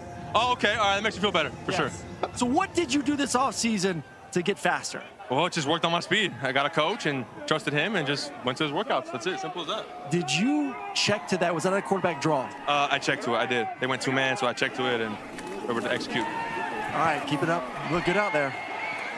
Aaron, break that down, though. Your thoughts on him checking to the quarterback draw? I love it. Hey, listen, he knows the defense. It's 2-man. There is absolutely no one responsible, like Kurt said, besides the defensive line. But it's still 4 D linemen, 5 offensive linemen, no one else. That is, as your quarterback, you're taught that 2-man. If there's nothing there, take off and run. Yeah, that's always one of the more difficult things to do as a defensive line group when it's just year 4 trying to keep the quarterback contained. So that's where you get a lot of those line movements, line stunts. But the patience of Perez to find the opening and get the But you're first also down. not thinking Perez is going to run, too. He's not a running quarterback. Deception. Here's Ta'amu with 1:11 left, and that is thrown behind Braylon Sanders. Well, it's interesting with Perez, didn't even play varsity high school football because his high school program was playing the wing team, and they kept moving him all over the place. And the dude just wanted to play quarterback and never got that shot. So went JUCO, was number 9 on the depth chart, worked his way up to playing time, and then transferred to Texas A&M Commerce, where he was the Harlan Hill Trophy winner. That's essentially the D2 Heisman. Ta'amu played under the bright lights of the SEC at Ole Miss. Here's his 3rd and 10 pass attempt, underneath and complete right at the sticks to Chris Rowland. That's a nice awareness by Rowland. Got the first down and got right down, sets the ball, and now they're rolling right now inside of 1 minute. Ta'amu stretching it, one-on-one coverage. Caught! Play after play, it's Cornell Powell polishing off that Super Bowl ring he won with the Chiefs. Again, look at that red line that he's running on. And he's able to adjust toward the outside, gave his quarterback the room that is needed. I love the way he adjusts toward the sideline. That ball's perfectly thrown from Ta'amu. Kirk, that's one of the best things that he did at Clemson for Trevor Lawrence. He would hold that line exactly as you just said, and then adjust. Let me adjust to the ball. QB, make me right. You're going to make sure that Clemson Tiger got in there, right? Ta'amu taking another shot. Yeah, looking for Braylon Sanders. Powell got his chance on special teams. No stats in the NFL in 3 games for the Chiefs. Had only 3 offensive snaps, but 28 on special teams, which is the path. For majority of the players in the United Football League, they will get their shot in the NFL on special teams. Yeah, it's always special teams first. And you make plays on special teams that stand out, that get you opportunities on offense and defense to climb up the chart. Ta'amu, complete to the 15. Is Jadon Mickens. Another one of those Super Bowl champions for the Tampa Bay Buccaneers. Special teams got him up the board. And you see the athleticism that Mickens has, especially down here in this league. He was the kick returner, actually played in the Super Bowl when Tom Brady helped the Bucs win it all. Under 40 seconds, Ta'amu, the touch, one-on-one coverage. He was trying to pick on Jaden Price, and find Powell did not work.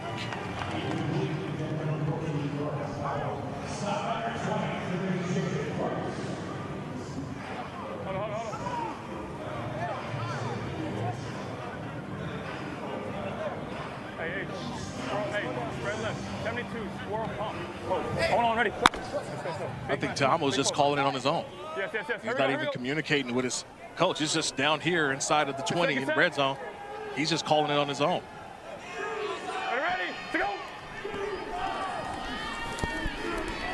Pressure at his face.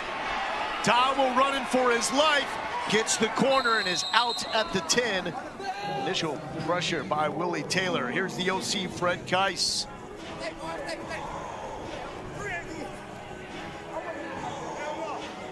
Going to go spread right tight, spread right tight. 71, Gator bait, 71, Gator bait. Spread right tight. They like the tight formations, the condensed formations, and then explode out. Ready, to go. to Abu. To the 5, and complete out of bounds to Javon Antonio. Passes from Shador Sanders at Colorado. Yeah, but this is a big call here. This is 4th down. Now, that route was short of the line of game.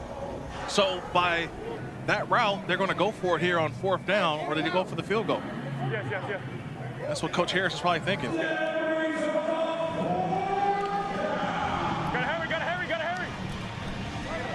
See, Cole got to hurry because the play clock is down to 8. Kirk, you like this? Not going for the touchdown? No, I'm just more upset at Antonio for not getting to the sticks on that last play. You've got to help out your quarterback. That should have been a 1st down to allow you an opportunity to get a touchdown. This is a field goal opportunity because the receiver didn't get to the yard marker for the 1st. Here's Matthew McCrane, 25 yards. It's blocked! Engulfed by Carlton Johnson.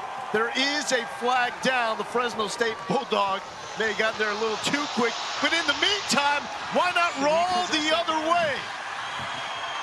Donald Payne, the Stetson Hatter, taking it. But this will hinge on the yellow hanky. Well, a lot, because now also the clock is now at double zeros. So if they run another play, it's still only going to help them give them a field goal. If they get the 1st down, they didn't blow the play dead, unabated to the field goal, right? The block. So now I just want to make sure. Prior to the block kick, offside defense in the neutral zone at the snap, number 27, 5-yard penalty. 1st down, we'll have an untimed down. We'll have an untimed down. So that's still a negative. It goes actually against DC, because if they blow the play dead, then what does that mean? Operator, the defender was down by contact with 13 seconds remaining. Thank you. So now that's totally different now. Ruling that the player was down by contact, so now there's time on the clock, and now the offense comes back out for DC.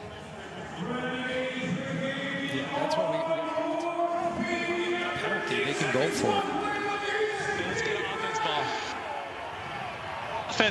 offensive ball. So we're going from the 7 to the 2, and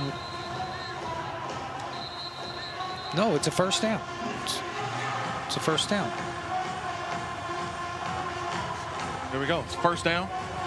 But So now that 13 seconds goes back on the clock now. And McCrane is on the sideline. Wise decision by Shannon Harris. Saying we're going for the end zone here. And number 74 reporting as eligible. I mean, you got the 3 clock will plays here. start on the snap. And we're putting in a big package right here, too, Kirk. It looks like we're going to be physical, run the football. But there's no timeouts, though. So that's I don't see any timeouts remaining. So why? This may be a pass off of this. Pulls it, looking to the end zone for Briley Moore, incomplete. Yeah, Kirk, go back to what you said. I think the defense knew they're not running the football. There's no timeouts to go. We cannot bite on any kind of play action. Got to stay back. Good job defensively. Yeah, it's just situations, right? Hey, fellas, you got to communicate. Hey, no timeouts. They have no timeouts. So, you know, they're going to be in a passing situation. If they run it, we tackle, we corral. But we already know these throws are going to be to the end zone. I do so like guys, Jordan on the move a little bit, though, at some point as well. Got 2 more plays left here, 11 seconds. Here we go. Ready? Let's go. To Amu to the end zone. And broken up by Carlton Johnson. Denied me once, won't deny me again. 10 personnel. Spread right, all goes. Spread right, go. Just get across the line. Hey, go. Here we go, spread right. Red, all go. Red, all go. Ready? Spread right. Come here. I think this is Tiamo calling his own number. I think spread them all out and let the quarterback find somewhere to go. Number 10. Spread them out and let the quarterback find where he needs to go. 3rd and goal with 8 seconds left. Ta'amu will throw, looking for the corner of the end zone, and it was through the hands of Antonio. Aaron, did he have him? He had him. They brought a Saul dog coverage blitz there, cover 0. Did a really good job. I mean, got on top of the DB, inside leverage. Thought the ball was well placed, too, from Ta'amu. Yeah, you had the spread, so all guys are out there. They're all running toward the pylon, toward the back of the end zone. Man, we had no and you timeout, pick which Chris. one Okay. is going to be your favorite we'll come back matchup. to it. Now they got to settle for a field goal. If you'd have gave him a read Kirk, to the run the interesting ball, thing to me, again, the play calling, just like last week, not being able to get in the end zone, I want to move my quarterback around, give him the option to tuck it and run it if it's there. I don't like what we're doing this close to the end zone. I love him on the run, putting pressure on the defense to the right. So McCrane hits and the over hits. Arlington goes to the half, maybe 27-15, the highest scoring first half we've seen this season in the UFL. And a little teaser to make everybody stick around. Eric McLean, short shorts, weight room. It's all coming up. Balaj, bulldozer his way into the end zone. And the Renegades fight for that top spot in the XFL conference race. It's 27-15 Renegades.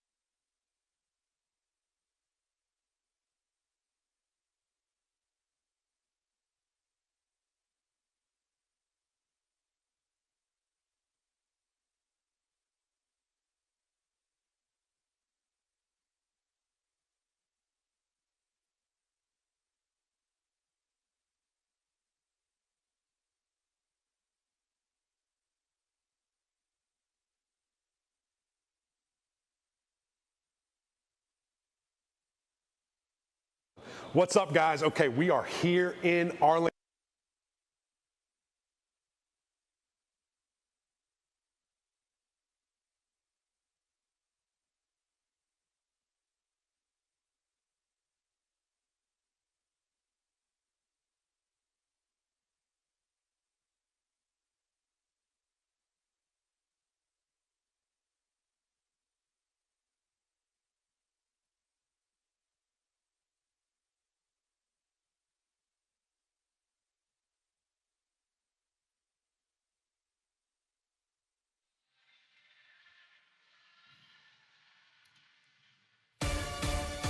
Welcome back to Arlington, Texas, where just a day ago, Eric McLean got a tour of the yard, the main weight room inside Choctaw Stadium, where all 8 UFL teams get their lift in.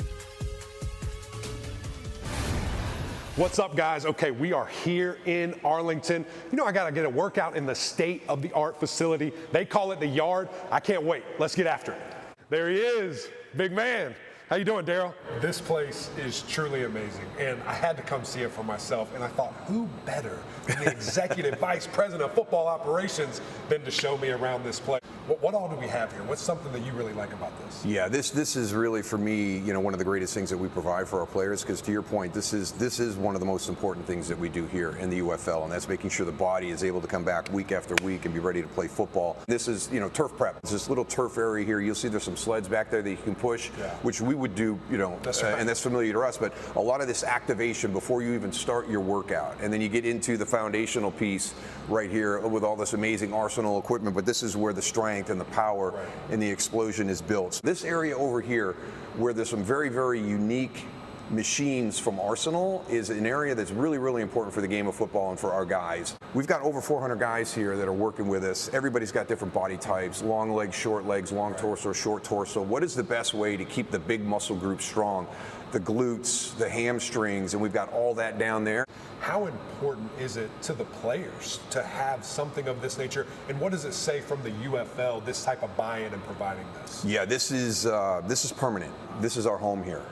You know, we've got 3 of them throughout this facility here at Choctaw. This is the premier one. This is where the guys come in as a full team. It's an area for the guys to be able to maintain their strength, work around injuries, work around the fatigue. These are 3 kind of things right here that I really love. You've got a vertical chest press, you've got a Viking press, and then this little bad boy, this was catching your eye. Yeah. We're calling it the scorpion. It kind of looks like a scorpion. All right. What kind of things are you liking right here? What do we got here? This is probably one of the most versatile machines I've ever seen. I mean, you can do, just shrugs here, just kind of rows and different things like that. You can do RDLs on this. You can actually get down and do floor presses on this. So there's so many different things that this machine allows the athlete to do. It's one of the cooler things I've ever seen. I see a little board over here that maybe has our workout after we're done here. Let's go check that out. And I see JT, one of our strength coaches, running around. We're going to find him and talk to him as well. Awesome. This is not about getting bigger, faster, stronger. This is lengthening your career. This is helping your body be able to go out day after day, week after week, and play a very physical game of football. My ankle and feet ache, my hips ache, and my shoulders ache, and that's because I had never seen a board like this before when I played. Taking care of yourself. All right, well, thank you for your time. It's always great to see you. I see some of these strength coaches running around here. We're going to talk to them and get into some details with this stuff, man. JT, man, I got you working out with your guy here. Listen, Daryl was very complimentary about all these individual specialized pieces of equipment. We got a little belt squat right here. What is this for? Why would a guy use this? Yeah, absolutely. If a guy doesn't want to put a bar on his back as much, he's able to hop in here, throw this belt around his waist. His shirt's hiding it right now. It's going to get this little incline on the heels, hit the legs in a little different of a way. Really taking that bar off the back if someone has some lower back issues, something like that. Every player is different. Everybody's body is different. Treating it that way. Personalizing the plan for each guy is important to us. Let's start here with kind of the back attack. Why would a guy use this? Yeah, so the back attack, this is going to simulate like a good morning without having, once again, to put a barbell on your back when you're bending over. Good little bend over stretch in those hamstrings really lets a guy hit it just in another different way. Depending on that body type. All right, JT, we've got some sports science in here. We've got things I've never seen before. I don't know what's going on. I'm going to just let you talk and tell me what we've got here. Got a lot coming at you at one time. This right here is our Nord board. This is like a 1 rep max Nordic hamstring curl. If you have a wide receiver who's coming off like a hamstring injury, someone coming in here who really needs confidence coming out of break but doesn't think his legs are 100%, I'm able to go in here, link the iPad up to this guy, and I'm showing him, your legs are more powerful than they were in training camp, so you're good to come out of breaks. You can have that confidence. These 4 steps right here, guys are going to be jumping on this guy, and it's taking into account their weight, how long they're in the air, how quick they're recovering from their jump. For a guy who's on the line, not worrying as much about fast twitch muscle, we're seeing how much concentric impulse is coming out of them, how much power they're outputting in their jump. And then lastly, a little fun thing going on for the players over here. A little competition over here? Yeah, you got the leaderboards, a little competition for our strength coaches and the players. Listen, I'm ready to go work out. So if you don't mind, I'm going to go get after it. Let's get after it, Come on, man. Yep, come on. And for the record, Eric did get in his lift, and he lifted a lot of heavy stuff. Is he the strongest guy on crew? Okay, he's got you. I love it. We'll break down this quarterback matchup coming up next. Luis Perez in Arlington leads DC 27-15.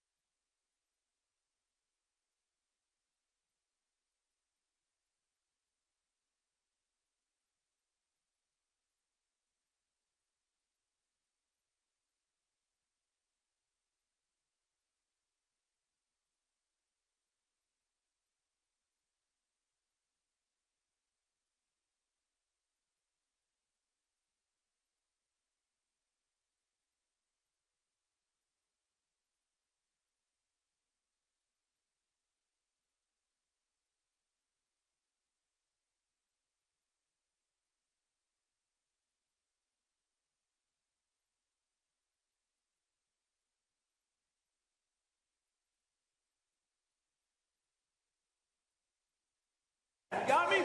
They gonna have the ball come out. But a great job, offense, going down to get points before the half. That changed things.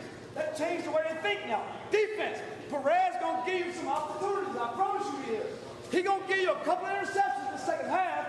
Take advantage of it. You got me? Take advantage of it. Well, Shannon Harris, interim head coach for the DC Defenders, has his work cut out for him in the second half of this matchup between the two best teams right now in the UFL, certainly the XFL conference race, because Luis Perez once again is going off. Loa Galindo here with Kirk Morrison. So Luis Perez in his spring football career, he has 6 games of at least 275 passing yards. The reason why Shannon Harris has his work cut out for him is because 4 of those games are against DC, and he is well on his way to making it 5. Let's take a look at today's game flow, brought to you by Progressive. Well, the game flow really starts with Luis Perez, the guy we just talked about, Mr. Spring. We keep calling him that because all he does is make plays in the spring. He goes out and look at the first play, just giving an opportunity to his receiver Deontay Burnett, throws an amazing pass to Isaiah Winstead, drops it right there in the bucket.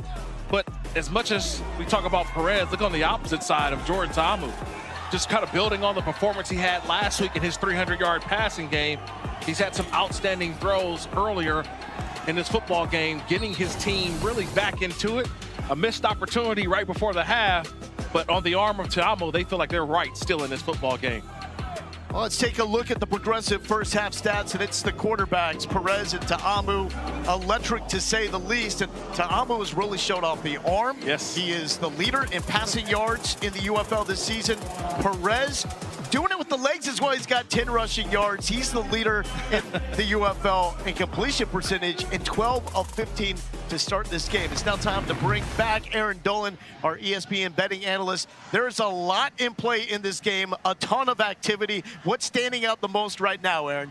I mean, it's a tough look if you took the under on this game because the over cashed in the first half. This is the highest scoring first half in the UFL for this season. And also, we saw the live total get as high as 65.5. And of course, the storyline for this game has been both quarterbacks who hit over their passing yards prop. And we've already seen 6 different wide receivers hit over the receiving yards prop in just the first half alone. So it'll be fun to monitor and see how high this total will get in the second half.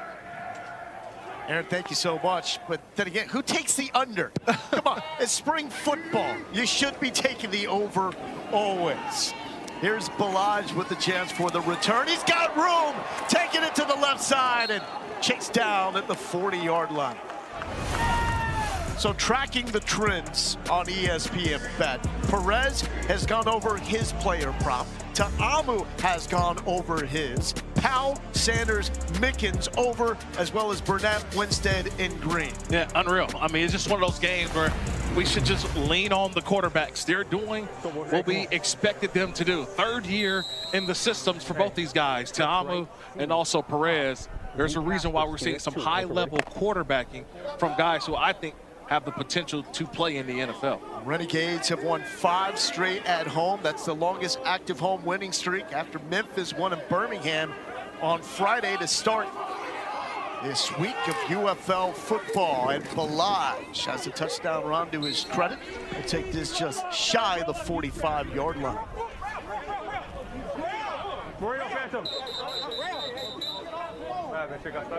And Canella lost his helmet, so the Auburn Tiger is getting his lid back. Aaron, when you look at the quarterbacks, what do you think's been most impressive about what you've seen from the guy that autographed his book for you, Luis Perez? Well, I like the mobility, to be honest. I know we joked about it in the first half, but even that first touchdown, buying a little bit of extra time outside the pocket to locate his receiver down the field, that big-time conversion of the 2-man, things like that. I mean, we know he's accurate with the football, but really like his creativity with his legs today has been impressive. Yeah, I'll go on the opposite side with you, Eric McLean. What have you seen from these offensive lines and also defensive front so far? Well, I'll just want to double down there and say it's always fun when guys do what you expect, right? We expected both these offensive lines, both these quarterbacks to play admirably, and that's what they've done so far. Perez thrown into traffic looking for Canella. And Deontay Anderson, safety out of Houston, who was the top-ranked safety coming out of high school, is there for the PBU. Yeah, just right there over the top of Canella, but just the sticks routes. They know that these receivers, they like to sell those routes. It's a quick 5-yard hitch and stop, always setting up the stop and go for later in the game. Perfect 4 of 4 on 3rd down for 33 yards for Luis Perez. His first touchdown was a one-handed catch by Deontay Burnett. Took it 63. Pressure from the middle, pressure late, picked off. House call, not going to catch him. Bryce Thompson fire it up on Rocky Top.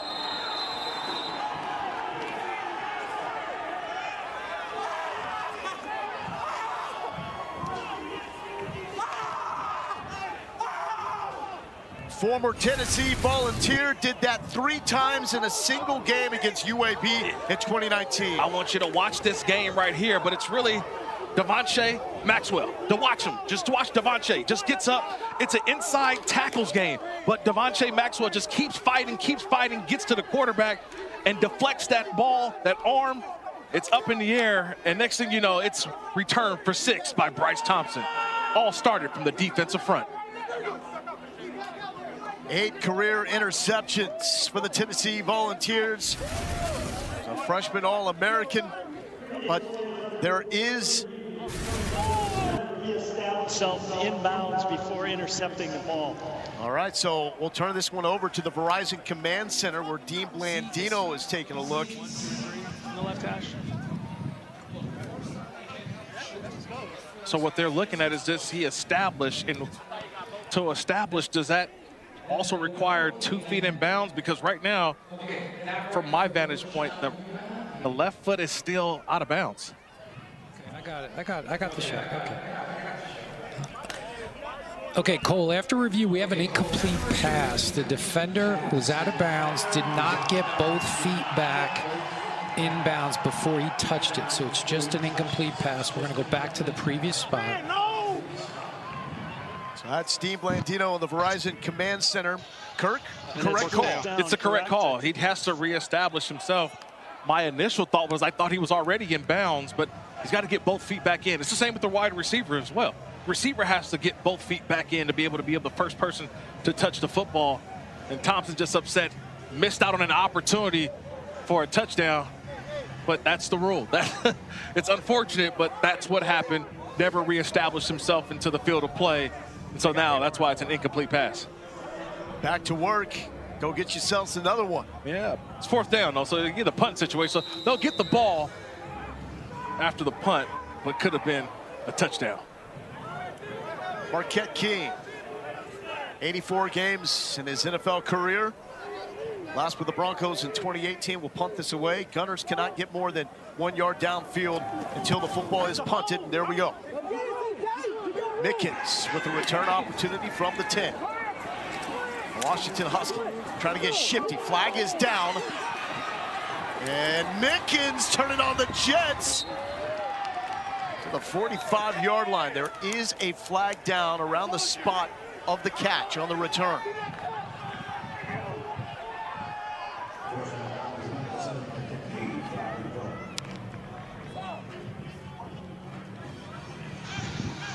Personal foul, face mask, number 11 kicking team. That 15-yard penalty will be added to the end of the run. 1st and 10, DC. So that's against Luwan Winningham out of Central Arkansas. And you can see clearly right there. Spread left, tight, spread left, tight. Yeah, it's going to be called every time. Yeah, very rarely do you see someone get, I mean, he's got a full hold of that face mask. And the official standing right there and throws that flag. So Mickens was cooking after that, and this is awesome. Starting field position for Jordan Ta'amu. Here we go, here we go. Ready, take go. Abram Smith plowing ahead. Here's Fred Kice calling plays. Flex left. Rope. I know. Hey, Rihanna, flex left, Rihanna. Rope. Rihanna. No, Rihanna. Here we go. And we got an iPad. Ready. iPad, please. Let's go. to Amu. And that one was doomed from the start. Looking at Chris Rowland. Taco Charlton, former first-round pick by the Cowboys, applying the pressure. Yeah, Taco Charlton made his UFL debut last week, had a couple nice little plays, and so getting his feet underneath him a little bit. Right now, part of a nice rotation of edge rushers. They just got to get more sacks on the Arlington side. They just get good pressure, but having a tough time finishing at the quarterback. 60 games in his NFL career, the most experience in the NFL on the Arlington defense. 3rd and 5. Abram Smith, nothing on the right side, cutting it back, and he is dropped by Taco Charlton. And right at the sticks. And that will be a first down pickup. Bunch left. Reno, here we go. Bunch left, Reno. Great to see Abram Smith coming back, getting healthy. With a long road back after tearing his ACL in preseason camp last season. To Amu to Rowland. Has blockers, and he is little yet quick. End zone, Rowland.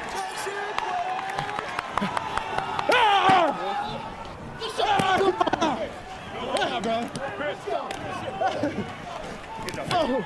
5'8", 179, but Kirk, we say this is a league of opportunity. Yeah, it's a league of opportunities, but it's also seeing what the defense is giving you. And this is a nice job of blocking by everyone. It's Bresnahan, it's Powell, it's everybody getting out in front and allowing Rowland to go out and get to the touchdown. You don't need a lot of space for the wide receiver, but when you got your guys on the outside blocking the way that they did, he's able to get to the outside, show off the speed, and get into the end zone. And this is lining up for the 1-point conversion. Smith to the end zone and is able to pick up the extra point. And so DC right back in this. Chris Rowland, undersized out of Tennessee State, coming up large and in charge for the DC defenders. Goodbye.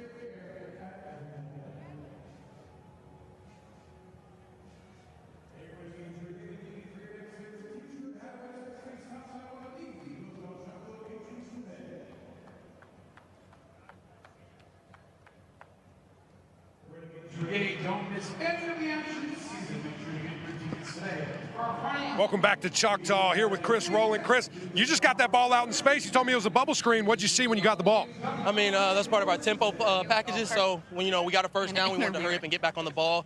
So the defense couldn't get themselves aligned, and we looked, and we had numbers to that side. And, first and foremost, it was a great setup by Jadon Mickens on the punt return, which gave us, the momentum to go ahead and do what we do. So when he snapped the ball, I looked out, we had the numbers. Ben Bresnahan and Cornell Powell made great blocks, and, we captured the edge, and I was just able to do what I do. So. Appreciate you, brother. Good job. Back in 2019, Chris Rowland had 104 catches for Tennessee State, an HBCU record. After his final game, his coach told him, "Congratulations on the record." Rowland responded, "Who had the previous mark?" And the response was, "Jerry Rice." Rowland had no idea that he had just eclipsed the legend by one catch. Miscue there, Colton Johnson ends up with it. Takes it to the 23-yard line. Some really good HBCU flavor in this game. Rowland was a 2019 Deacon Jones Black College Hall of Fame Player of the Year. Fred Keiss, his offensive coordinator, won 2 Black College national titles, one at Southern and one at Hampton. Yeah, just talk about the history behind all of that and being able to come to this league and sort of just show you the path that a lot of these players take throughout college football and then post-college football, whether it's to the NFL, the UFL. That's just a great story to just talk about the path of how a lot of these guys started. Keiss before this was almost exclusively a play caller at HBCU programs. Here number 3 calling the plays for the defenders. Perez, little dump down to Canella, shake and bake, but nowhere to go. Tackle is made by Bryce Thompson. And now you see this defense starting to take over a little bit. Gave up some points early, 27 at the half. But DC, the best defense in all of the UFL, really starting to keep some things in front of them. They haven't been beat by the deep play. It was just a big play earlier by Burnett, which was a great play that he made across in the middle of the field. But they've really kept these Renegades in front of them. That was Thompson coming off the field, holding his side. Perez on the money to Vaughns. Hey, fellas, back to the previous play. Was that 3 catches for Canella on the day? Oh, yeah. Ding, ding, ding. Yes, it is. It was 3.5. I need one more. I need one more for the over. I believe Chris Rowland now up to 4 catches. Just saying, take me over there. I tried to tell you. 7 Dixie left. 350. Can take the kids to Chuck E. Cheese. There you go. 3rd and 4 here. Hey, go to 5-7. Go to 5-7. Gotta go. Turbo, sit up. Perez batted down at the line of scrimmage. And Arlington will have to punt. Niles Scott is there with the breakup. Former All-American at Frostburg State. The Bobcats, for the record. D3 powerhouse. All you got to do is just get up. If you can't get there, I mentioned to just jump up, get a paw up, right? Get a mitt up, whatever it is. Try to just defend that play. Make it hard for the quarterback to see over you. And that time, nice job there by Niles Scott, 6'1", 326, showing the hops. What are you doing with that if you're playing D3 football? Praying. You're praying. There's not guys that look like you, Eric, playing D3 to defend that. I can assure you he got off the bus first. And that punt is muffed by Jadon Mickens. Bryce Harper and the Phillies taking on Kyle Tucker and the Cubs on Sunday Night Baseball. It's tonight on ESPN at Wrigley. It all starts at 7 Eastern. The baseball tonight at 6. A lot of great memories in this ballpark with the Texas Rangers before moving across the street. Now they have turned this into the center of the UFL universe and done a fantastic job. Eric had that great piece with Moose, Daryl Johnson, a legend here in the Metroplex. Yes, he is. In one of the many weight rooms here at Choctaw Stadium. This league all about opportunity and development across the board. The league and the players better because of it. Ta'amu with Green Pastures hit the corner, the first down. Man, it is such a weapon when you have a quarterback that can do that. When a guy just sees, hey, it's man, I've had DBs with their backs to me. Just go get it. 24 rushing yards here. I mean, he's and it's not designed runs either. Right. He's just taking what the defense gives him. That's the scary part of as a defender, because in the back of my mind, I'm always thinking that the quarterback can take off and go. So if we're playing a zone, I'm looking at receivers, but I'm still have to keep an eye on the quarterback at all times, knowing his ability. Still under 50% completion in this game, but he's taking shots. It's an aggressive brand of football, like Ta'amu, flinging it around the park like that to Jadon Mickens. Aggressive style, so it's going to affect that completion percentage. Yeah, but still, he's out of the pocket. I just talked about the aggressiveness of getting out of the pocket and changing the launch angle. That time he makes a defender miss and just buys more time. That's two guys on Mickens. They can't keep up with some of the speed, but just getting out of the pocket allows that play to happen for Ta'amu. Hey, Kirk, how hard is that as a free rusher? When you're just dialed in, you think you got him, and he just does a little slight move. Yeah, that's the hard part, is that you always are taught to go to the upfield shoulder, but just a one side step, and he's in the clear. Deion Jackson ain't going nowhere. Donald Payne and Joe Powell there to make the stop. Guys, staying on the Jordan theme here, I mean, I'm impressed with the deep ball, impressed with the mobility you two are talking about. It's just some of the routine passes that just been a little bit inaccurate, and that's why he's around that 50% mark. Couple slants, couple out routes. Yeah. That's what's holding him back from going to the next level. Those routine plays. He can make the splash plays. Can you make the easy ones? Yeah, that's what Mike Tomlin, head coach of the Pittsburgh Steelers, always talks about.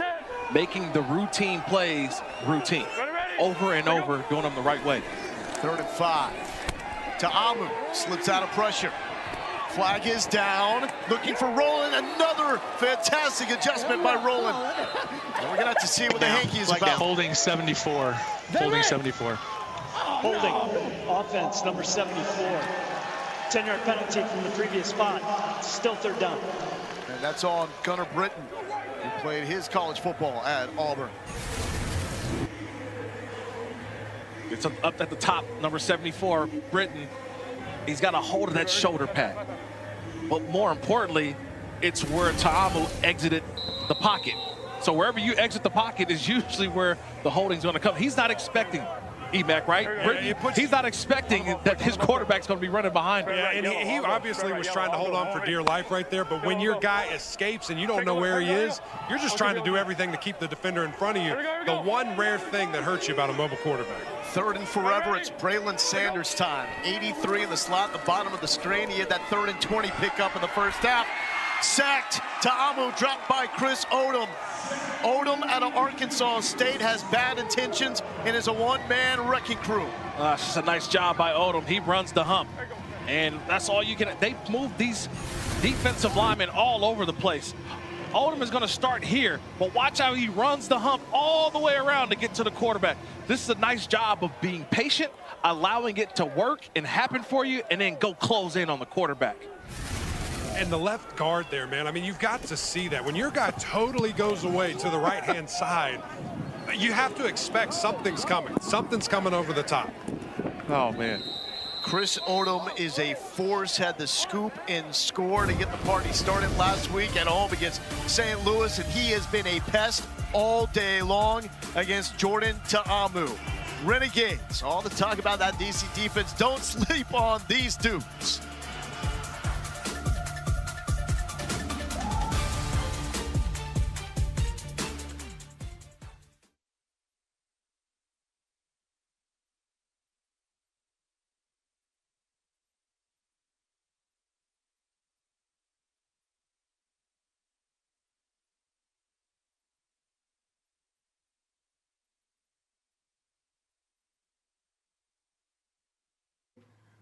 No excuses today. It's just an opportunity. And the opportunity is what you make of it. That's what we talked about all week, man. One guy goes down, next man up. The game's never over. These games are always close. They're never over. All the teams are the same. It's about want to. Just want to.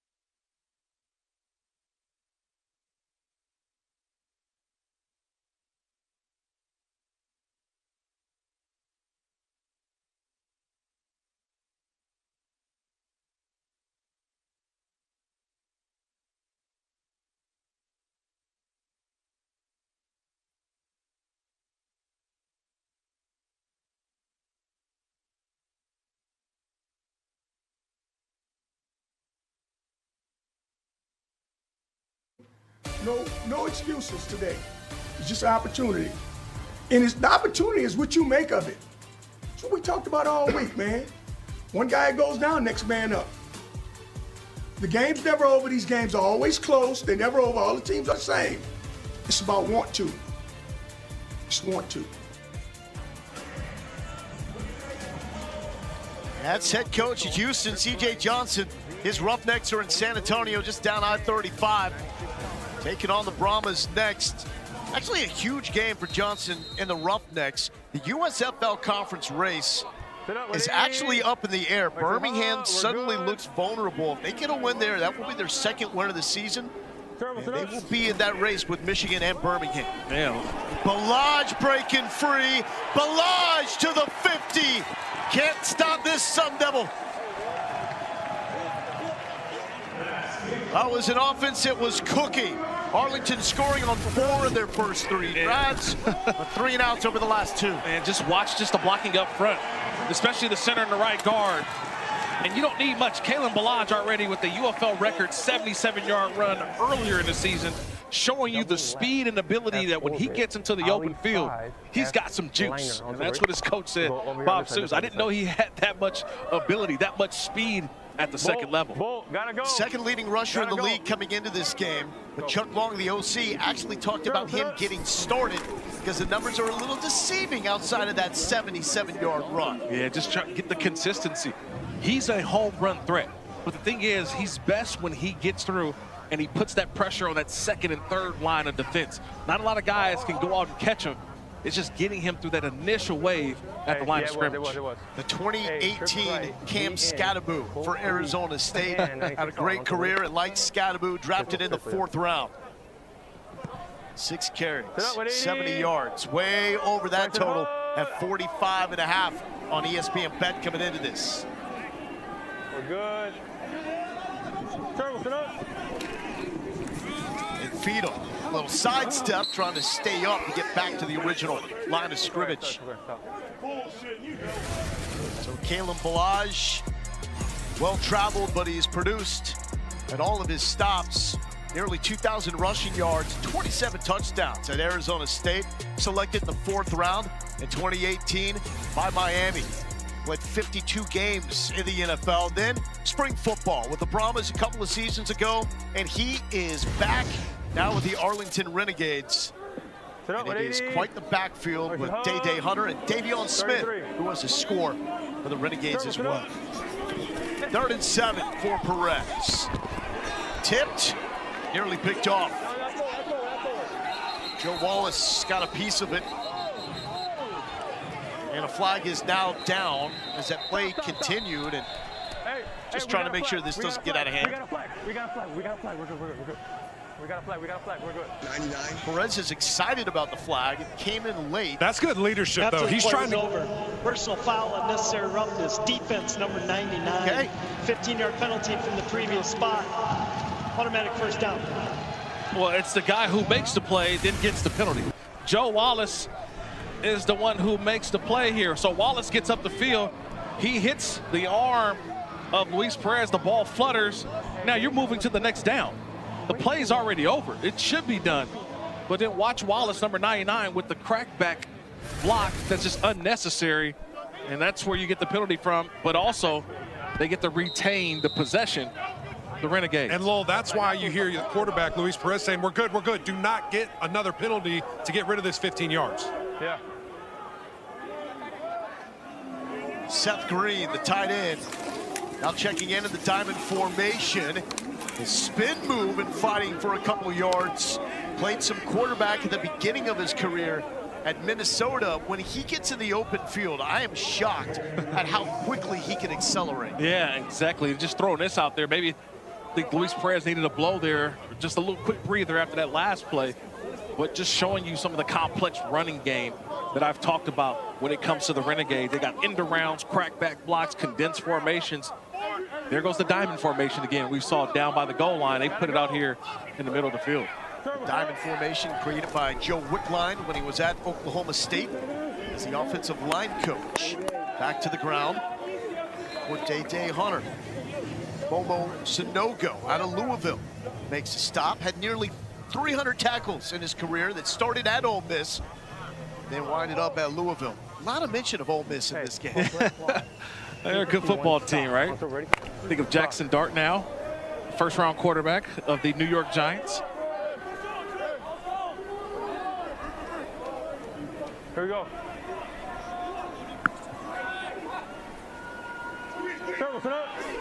Perez looking to cash in the red zone, and they notice movement on the left side. Full start offense, number 63. 5-yard penalty, still third down. That goes against Ricky Lee. 24 total snaps, all on special teams in 6 games with the Carolina Panthers in 2023. Yeah, it wasn't a big jump. It was just a little flinch. And that's all you need to get the defender to jump across. That's Ricky Lee. That's the guy on that last one. Here we go. Arlington nursing a 5-point lead over DC. Pressure, Perez, cool and collected, and broken up at the very last second by the former first-round pick, the 2018 Thorpe Award winner, DeAndre Baker. How about them Georgia Bulldogs, Aaron? And that's a great play by that Bulldog. He showed you why he was a former first-round pick. The ability to not only turn around, a great turn, but locate the ball and knock it away. That's textbook. Textbook. He rode the defender all the way to the sideline and was able, the offensive receiver to the sideline turns around and able to get that hand in there. Haversick from 42 yards out. It is up and good. So that makes it an 8-point game. Remember, a 9-point game is a 1-possession game in the United Football League because of the opportunity for that 3-point conversion. Man, I'm just going back to that play by Baker, man. What a play.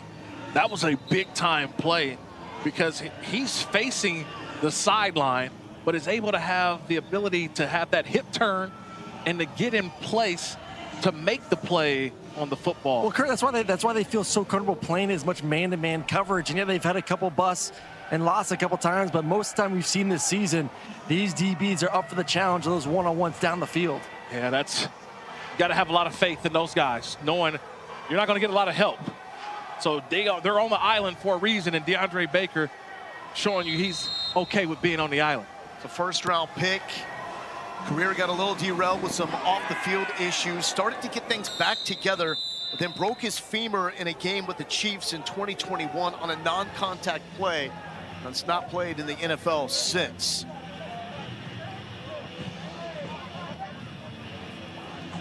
Working the iPad. So getting all those plays, the opportunity to watch the film in real time. What would that have been like for you, Emac and Aaron, to have this technology on the sideline when you guys were? Well, really, it's 2 things. I mean, A, you can't lie to your offensive line coach and tell him what you saw. But B, man, you can get tendencies so much faster, Aaron, and us knowing the protection and where they're trying to come from, I have to think coverage-wise, it's unreal for you. Oh, yeah, we didn't have it in college. Obviously, you had it in the NFL, you had just the pictures, but to see real-life video, seeing the movement pre-snap, post-snap, right away is invaluable for those guys. Well, it's a battle of the top quarterbacks in the United Football League. Perez and Ta'amu doing battle, both of them over 200 yards. Ta'amu, pump fake, man downfield, wide open, he lost it. That's the second time that we've seen a miscommunication between Ta'amu and Cornell Powell on a downfield shot. There is a flag down at the line of scrimmage. Yeah, and this one. Illegal use of hands to the face, number 33, defense, 5-yard penalty, automatic first down. And Aaron, I think I'm going to put this one on Ta'amu. I'm putting this one on the quarterback because I believe Powell, if you watch him, he's going to sail the route down here, and he sees this safety coming down. So he's trying to go more toward the corner, and I believe Ta'amu threw it toward the post. I think this one is definitely on the quarterback because he's wide open toward the corner if he gets that ball out there. It looks like he's running an angle route, high angle, and Ta'amu's throwing a post route towards the middle of the field. So Eric's going to have to do some investigating over there to see if we can truly blame the quarterback or not. Ta'amu pulls it from Abram Smith and slides down at the 30-yard line.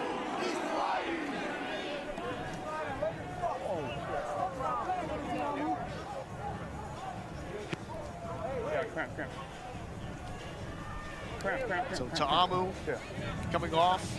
Sounds like he said he's cramping. Uh-oh. So Mike DeLillo out of Austin P. Yeah, he's cramping. Okay. Take the snap.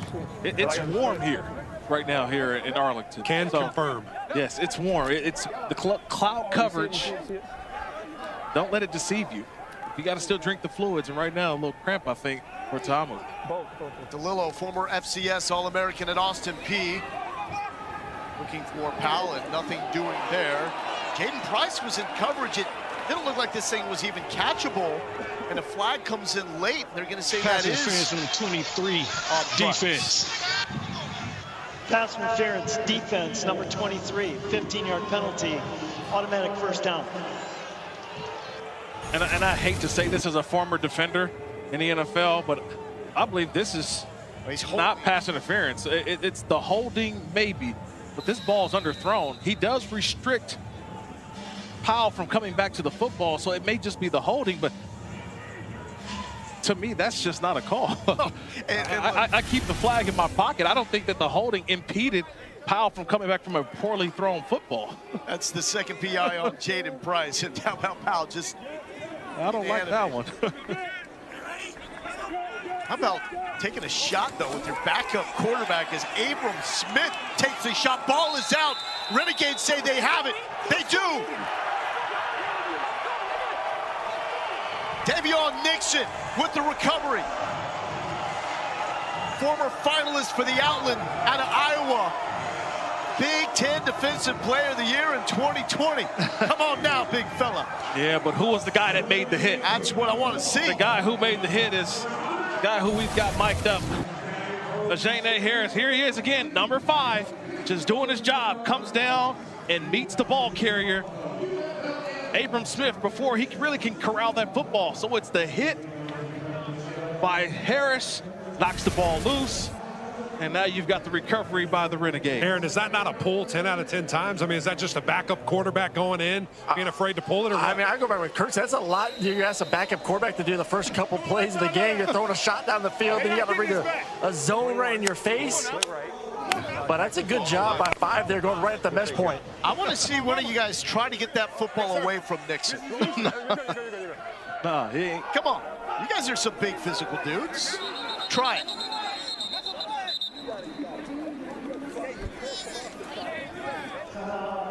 Hey, it's because Zay's out, so put this in my locker.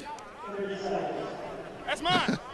Real talk. Yes, and no one's taking that away. You got it. You got it, Mr. Nixon. You got it, Mr. Nixon. 5th round pick by the Panthers in 2021. Played 14 games for the Panthers in 2 years. Kirk, are you a little shocked, DC, back-to-back plays here, series, not being able to take advantage and tie up this game when it's single digits? Yeah, and look, this one is a little bit different. You see what happens when Ta'amu goes out of the game. They're trying to find the right plays, right, to hopefully get their quarterback back in the game. There's just no flow. And so to me, I would think that you would just kind of just hand it off. But guess what? They don't go under center. I would say, hey, go under center. A new quarterback, hey, let's calm it down for a little bit. But trying to go through the motions and the techniques and fundamentals of this offense, it's difficult at the time. Press to Balaj as Arlington on the move here in the final 20 seconds of the 3rd quarter. Let's catch up with Aaron. And with Harris down here on the field, what did you see in that last one when you're attacking the quarterback, that mesh point? What are you looking for as a defender? Man, I'm looking for to see who he gonna get, if he gonna get a ball off to the running back or is he gonna keep it. So it's a split decision, and I got to move fast. You like that hat? Looks good on you. I love this hat, man. Shout out to my guys, man. We out here working, man, trying to get this dub, man. We trying to get to the championship. All right, keep it up. Good job. Back up to you guys. That takes us to the end of the 3rd quarter. An 8-point lead on Arlington over DC. All the overs hitting, by the way. Keep the good times going.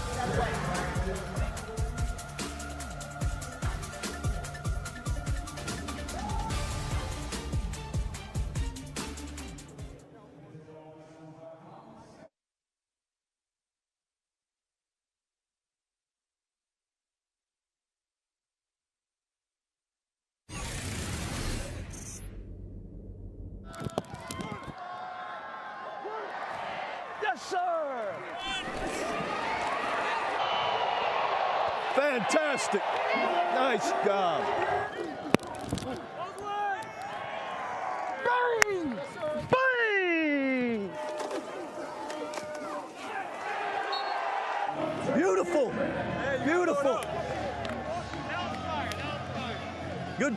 fellas. Great drive right there. Good job, DB. Good job, TV.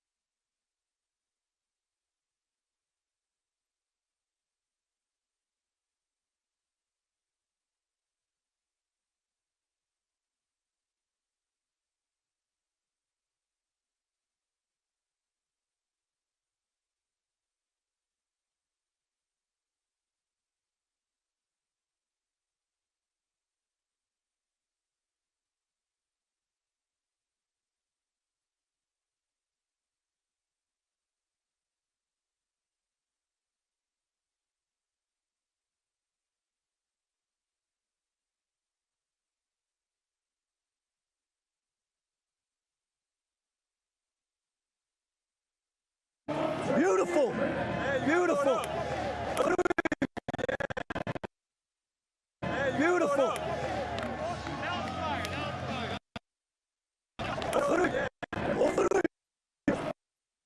Beautiful. Beautiful.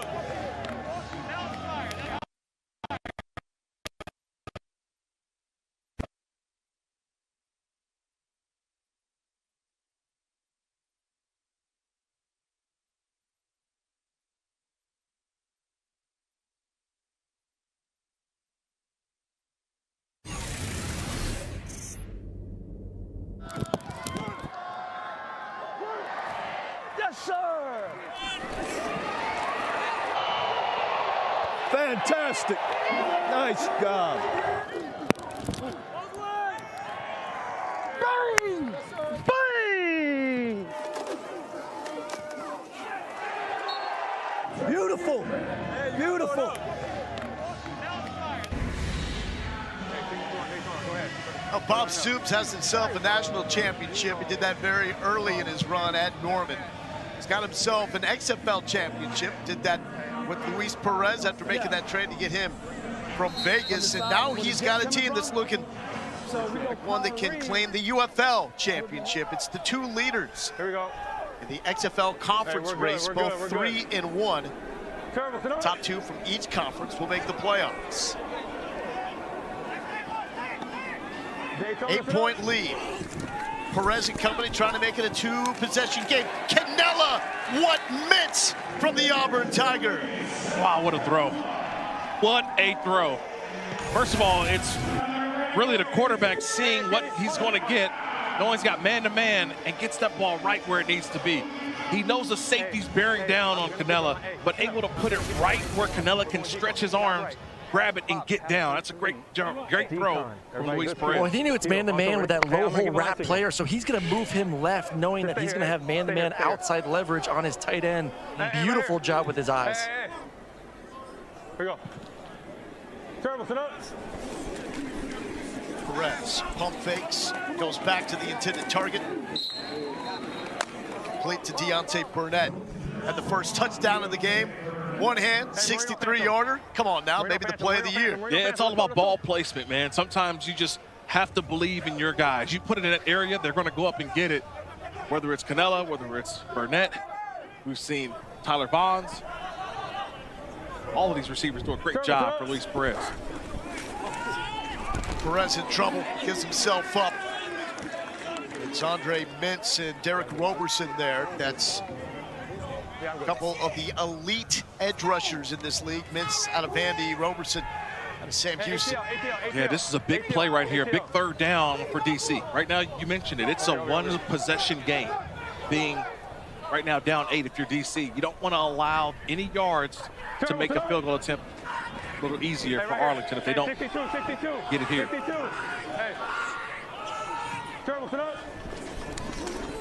Quick toss to Canella, catch number 5. Ball is out, was it down? The ruling on the field was Canella was down, and then the football came out. It looks like Canella was down. It looks like the right elbow hits before the ball comes out. And they're just trying to get some positive yards. Canella gets up the field, and that elbow to extend, the ball pops out. but maybe enough yardage here for a much easier attempt at a field goal. Havrasik out of Arizona has connected from 39 and 42. This from 47. And that makes it a 2-score game. So DC has had their chances. They've been close on numerous occasions, but haven't been able to get it done offensively. That's a huge response by the Renegades off. Well, I think right now, Eric McClain kind of give us a preview. We're looking for Jordan Ta'amu, right? He goes off to the sideline. We thought was a possible cramp. Does he return on this next drive for DC? Because they don't win this game unless Ta'amu's in the game. Yeah, and he's up. He's standing. He's jumping around. Got his helmet on. This guy's coming back in the game. And just like you said kind of there, Kirk, they have got to steal momentum back. They had 2 opportunities to do that, and they were unable to. Now it's a double-digit game. So he got to look at it. I need you to come here. No, I need him to look at it. One thing I would say is that he got to, hey, we can't. TV timeout. I need him. It's not a TV timeout. He's not on the field. He's not on the field. Come on, man. He can't do that. He So cannot interim do head that. coach Shannon Harris is fired up about something. I think there was confusion about maybe going to a media timeout, but was making his displeasure known. Coach, he said he didn't see it. That's the problem. So they got to look at it up top.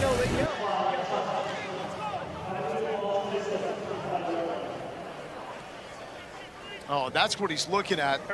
There's a slap to the face from Marcus Minor, number 65 in blue. Now, that's something, if you want, you can challenge that play. You've got a challenge remaining. That's something that Dean Blandino inside the Verizon Command Center can look at. it's right there in the middle. A little hand fighting back and forth, and it's that last little punch by Marcus Minor. So the kick went into the end zone in the air. That means it comes out at the 35-yard line. These rules in the UFL made to encourage returns. You take it out at the 40 if the kick doesn't make it to the 20-yard line, inside that landing zone. Let's bring in Dean Blandino from the Verizon Command Center. Dean, did you have an opportunity to look at that, well, I guess maybe a punch swipe from Marcus Minor there? Yeah, and look, had it been a closed fist punch, then we would have come in and made it a foul from the Command Center. But that was pushing and shoving, open hand. If Coach Harris wanted to challenge that, okay, but we're really looking for something, a closed fist punch to get involved from the Command Center on that. Yeah, Dean, I would ask you one more thing. Does that ball have to go through the uprights first, or what considers a post-kick penalty versus a in-the-play penalty? That would be considered after the play. We wouldn't get into technically where the ball was. That's kick is away, everything's done, and now we've got a post-possession, post-whistle, post-play foul that would be enforced as a dead ball penalty. Thank you so much, team. Appreciate it as always. You got it. So Ta'amu back in the game. We saw him go to the sideline. Last drive for DC. Mike DeLillo came in. And Shane Harris forced the fumble. That was him that tried to put the big pop on Roland a moment ago, but Roland was able to stay up. Harris has been everywhere for the Arlington defense. Ta'amu eludes the pressure, throws on the run, and caught at the 40-yard line by Javon Antonio. It's a nice job again there by Ta'amu. He sees the rush, he gets underneath, gets to the outside, and allows Antonio to just work his route, right? Just keep going, keep staying available for your quarterback. I love how he comes back to the football, too. Comes back to the ball, show hands, and Ta'amu hits him right there.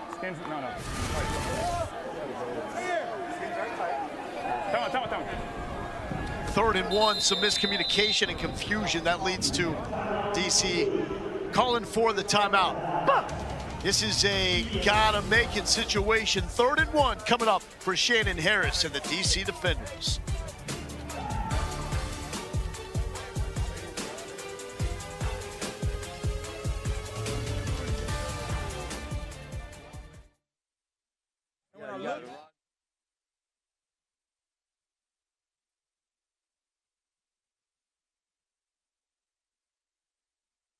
I'm sorry, it's 3rd and 1. 3rd and 1. So you got Rhino, you want power? Yeah, let's do that. Yeah, let's do that. Let's go Rhino, get the first down. I'll come back with skins. Let's go Rhino, Rhino, Rhino. Rhino right hack, 26 power extra.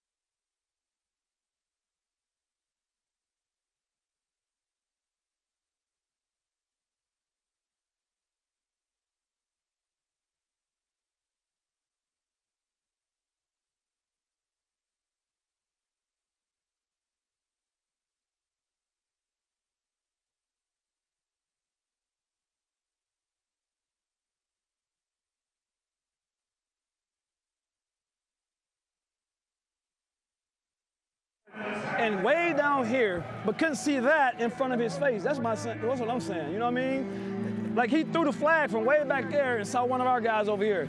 That guy punched our guy right in the face in front of both those two guys. He said, "Oh, I heard it." So why didn't you look at it and go replay it? You know what I'm saying? Like every week when I watch these games, I see them talking to guys and making a change off the replay without a coach saying nothing. And they make the change off of a replay. So I'm saying be consistent with it. That's all I'm saying. Because I watch every game for that reason, to make sure I'm saying right. You know what I mean? No, so I understand you're upset, but you got to stay on the sideline. I'm with you, yeah, but I mean, it don't do.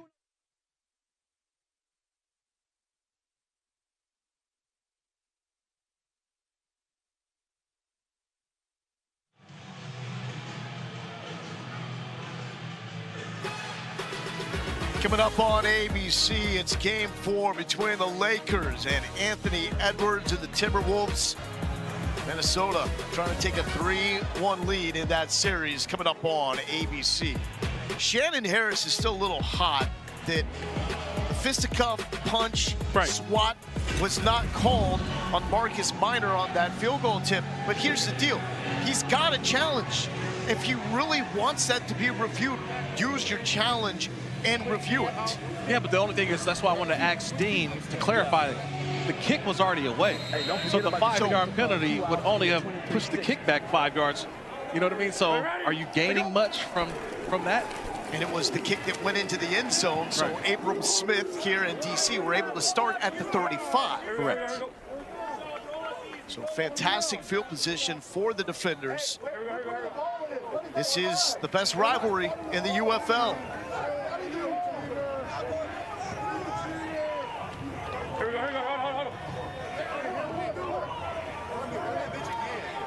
Report again, here we go. Hey, let's go. Same play. Let's go. 26 power, extra. They're going right at it again. Same thing, the Rhino package.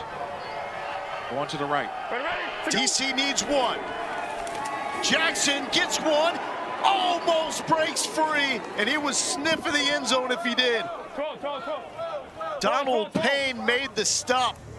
But job well done by the Duke Blue Devil, Deion Jackson. Yeah, Jamal Carter had an opportunity. He came off the edge, number 22, but he didn't wrap up. He just tried to get a shoulder in there and cause a pile. Watch 22 off the edge. He doesn't wrap up, just tries to put the shoulder in there. Able to bounce off Jackson. Yeah, Payne does not miss tackles. We know that much. Ta'amu improvising and will throw it away. Got popped by Willie Taylor III. That's how we roll here in the United Football League. And this is a perfectly legal hit too. Watch the 2 steps after, 1-2. That's a little love tap. Let you know I'm here, okay? I know Tom was looking for a penalty, but that's a nice job of hustling. Get 2 steps, and that's a nice job there by Taylor. Finishing the play. Ready, to go. 2nd and 10. Jackson with the crease, the hurdle, up and over. I mean, If your mom was a track and field star at Miami, you're expected to do something like that. How about it from Deion Jackson? Oh, man, look at this. Oh, yeah. He's trying to join the Olympics soon with that hurdle. Antonio wrapped up at the 10. That is good DNA right there from Deion Jackson. Thank you, Mom. Look at that downhill run, though. Just the acceleration through the hole. And then to be able to get up and have the ability to jump over Miles Dorn, number 46 for Arlington. That's explosion right there. That's from all those deadlifts, right, Eric McLean? Come on, you need it. To Amu. To Roland. 2-yard line. Oh, good spot, love. Thank you. Here you go. Rhino, hack, Rhino, hack, lady, Rhino, hack, lady. So the Rhino, that gets the extra offensive lineman in to play tight end. Got a big boy in the backfield as well, so which way do they go with the Rhino package? 54. Hey, back it. Ready.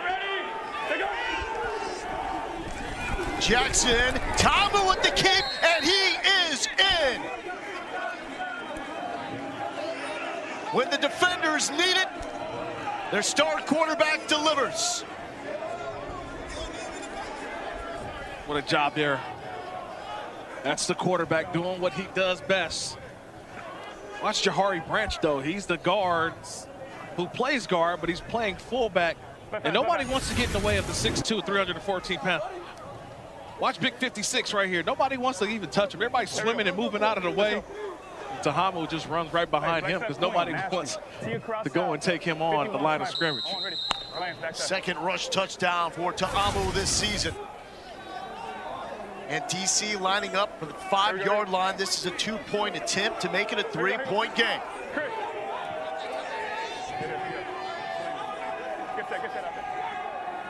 Ready. Take off. Looking for two. Found it in the hands of Javon Antonio. Fighting for the lead in the XFL conference race. And this is going to go down to the wire. Living up to the hype as the game of the year in the United Football League. Yeah, you're just finding ways to look guys off, throw it up, allow Antonio to go make the play. This is what you got to do if you're DC to get back in this football game. Coach Harris and his guys ready to go. DC, are you with me?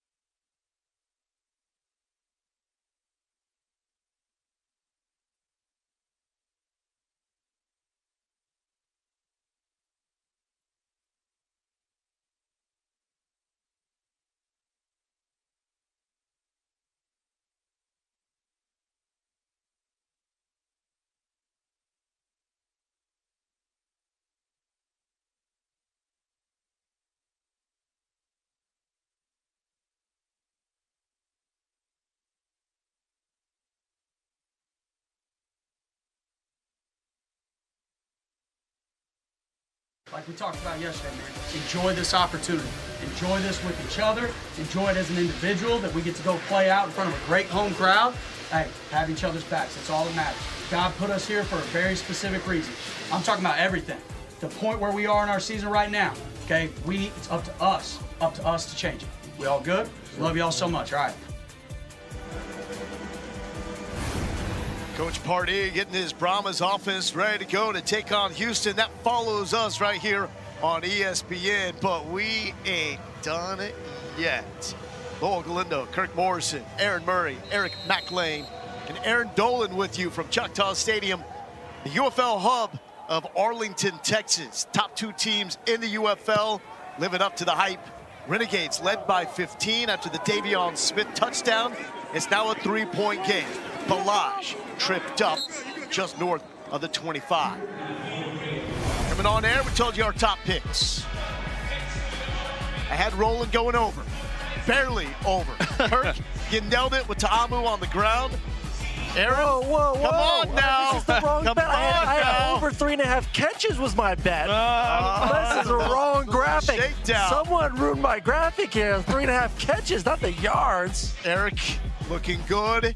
Aaron also hits with the over on Ta'amu rushing attempts. So good day for most of us, except Mr. Bullo himself. 7 minutes left for the Spring King. Perez, excuse me. And that was almost a disaster in slow motion there as he got it to Balaj. A double clutch. Pressure. Arlington has certainly opened the door here for DC. Yeah. They're just blitzing and blitzing. Right down the middle of the field, tight end, cover 2, wide open for the over! Yeah. For the over! He was there. I'm screaming down here on the field, 80's open! Hey, you already got an autograph book, man. You're coming out ahead. Box it. Let's go. Closest the game has been since the very beginning of the game. There's Burnett. And Burnett is going to be very close to a first down. Looks like he got it, but barely. Yeah, nice job of the feel for the zone, though. Burnett realizing that it's zone, turns around and just hooks up with his quarterback. Didn't take the route up the field, but just turns around until he got the positive yards and able to move the chains. Yeah, they are signaling for the first down. Chains are moving. So fresh set here for Luis Perez. Duck left A, RV5, F liner, Z4. Something ready? Duck left A. Hey, you got the liner. Just stay, run a line. Right there.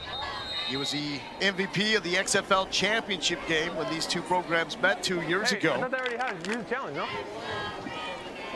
And a stoppage. He's challenging the spot. Now Shannon Harris will use his challenge on the spot of the ball. No timeout. He was going to check the spot, but I told him he had to be where he touched that. He thought it was where he was down. Okay. Hey, Cole, we got to get this back to 10. I don't.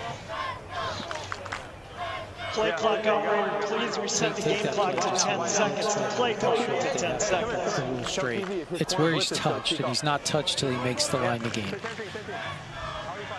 It's not the college rule. Here we go. At 10? Okay, so I got time. Yeah, as soon as the knee or shin is down. Stand by. No, we got 10 seconds. We're good.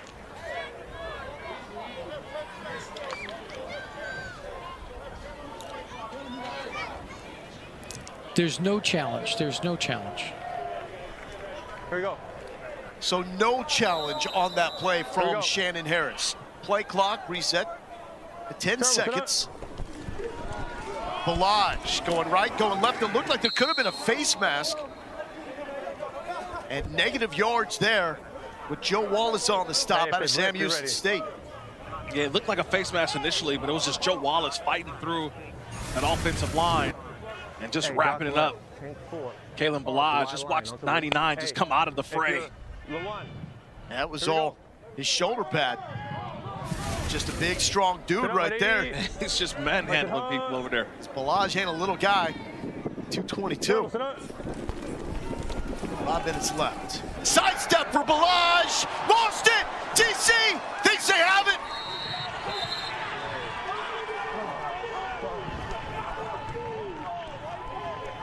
Kalen Balaj Lost the Louis. And DC pounces on it. Game changer.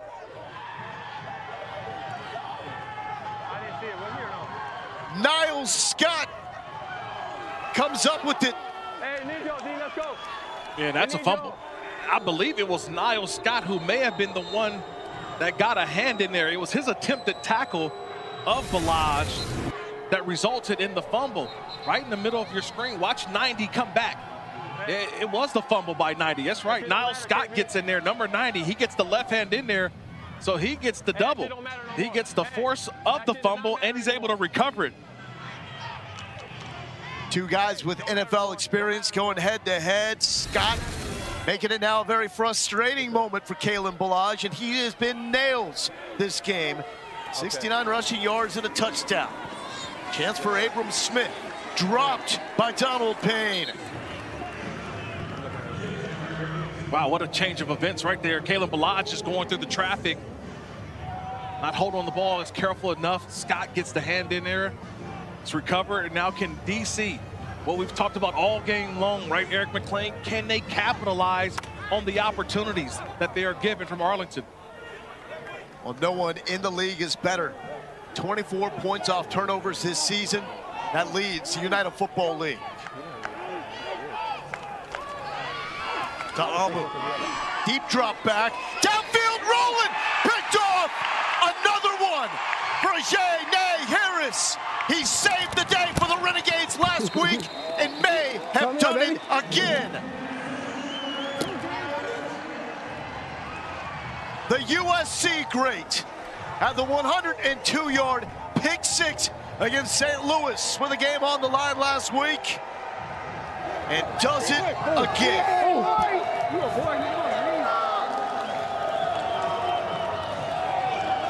Hey, we going crazy, nigga.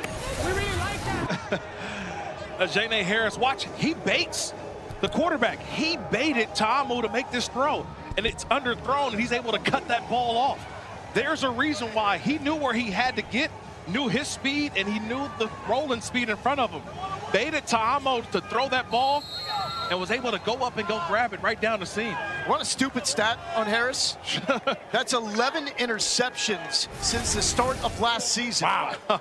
They play a 10-game schedule in the United Football League. I mean, Aaron Murray, correct me if I'm wrong, I thought he baited Ta'amu to make that throw. He's got a wide open seam, and he cut it right underneath. Oh, he had eyes on the quarterback the whole time, it looked like, just waiting, seeing, feeling that receiver.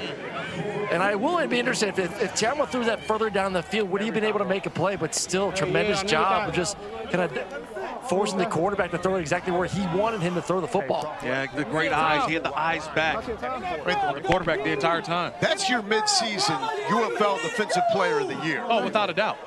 Now leading the UFL in interceptions. We're not surprised on the play of Janae Harris. 3.5 left for the Spring King. Canella hit in the backfield and is wrapped up and brought down by Kelvin Joseph. Still plenty of time left. Plenty of time. All right, we're here with the new Spring King right now on defensive side of the football. Did you bait him there? What did you see? Man, I seen the ball in the air, man. I had to go make a play. Simple as that. Yeah, but when the route concept, though, did you kind of feel that he'd be running that eyes on the quarterback, kind of saying, hey, throw this football, I'm going to go get it? Man, 12, a good receiver. You know, I'm just over there doing my job, man.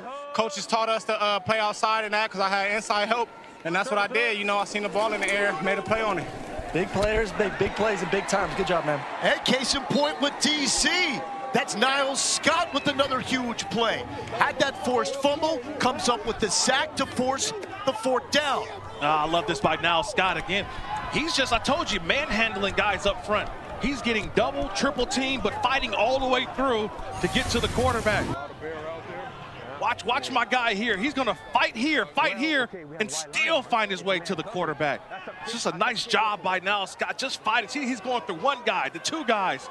Relentless, just getting to the quarterback and finishing. Marquette King gets it off. Chance for Rowland. There is a flag down. Back where King booted it. Rowland stopped the 46.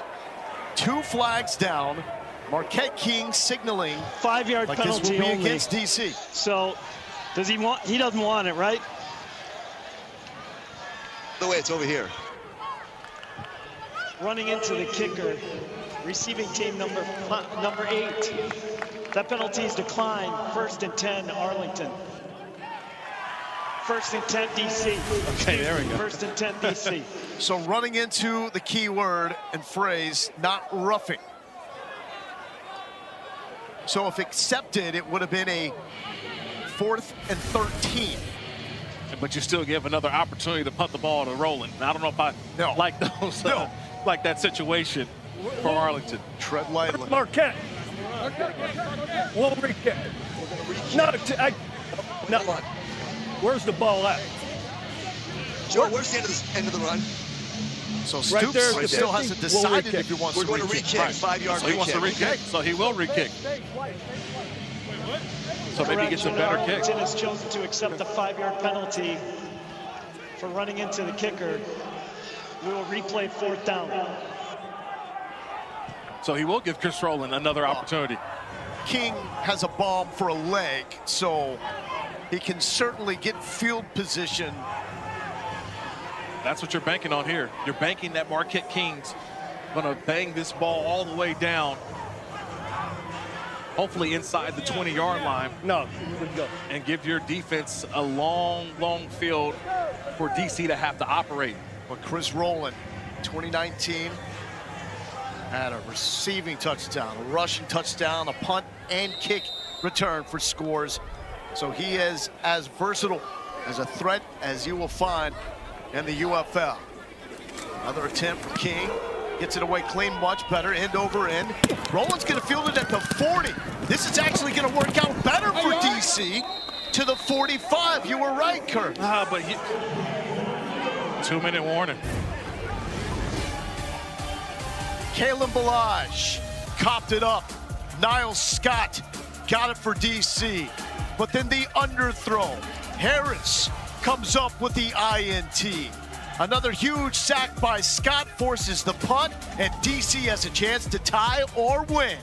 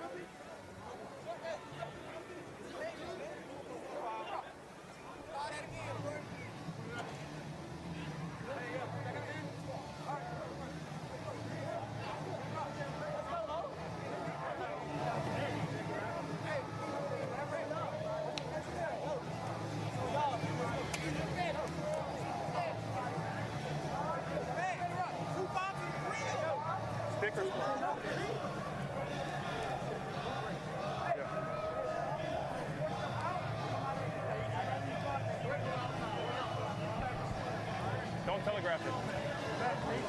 Yeah. Let's go. Hey, alert hunting on your side if anything. Let's go, Dion. Dion, you in?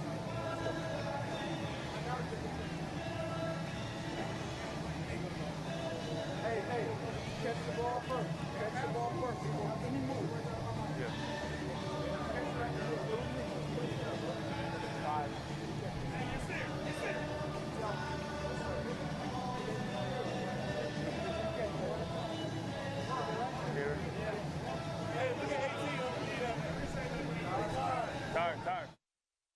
Let's go win the game right here, guys. Win the game right here. Take these guys' will, man. Put the ball in the hole right here. Hey, run out of it, Browley. Run out of it, Browley. What's the play? 22 lock. Let's go. Yep. Stick.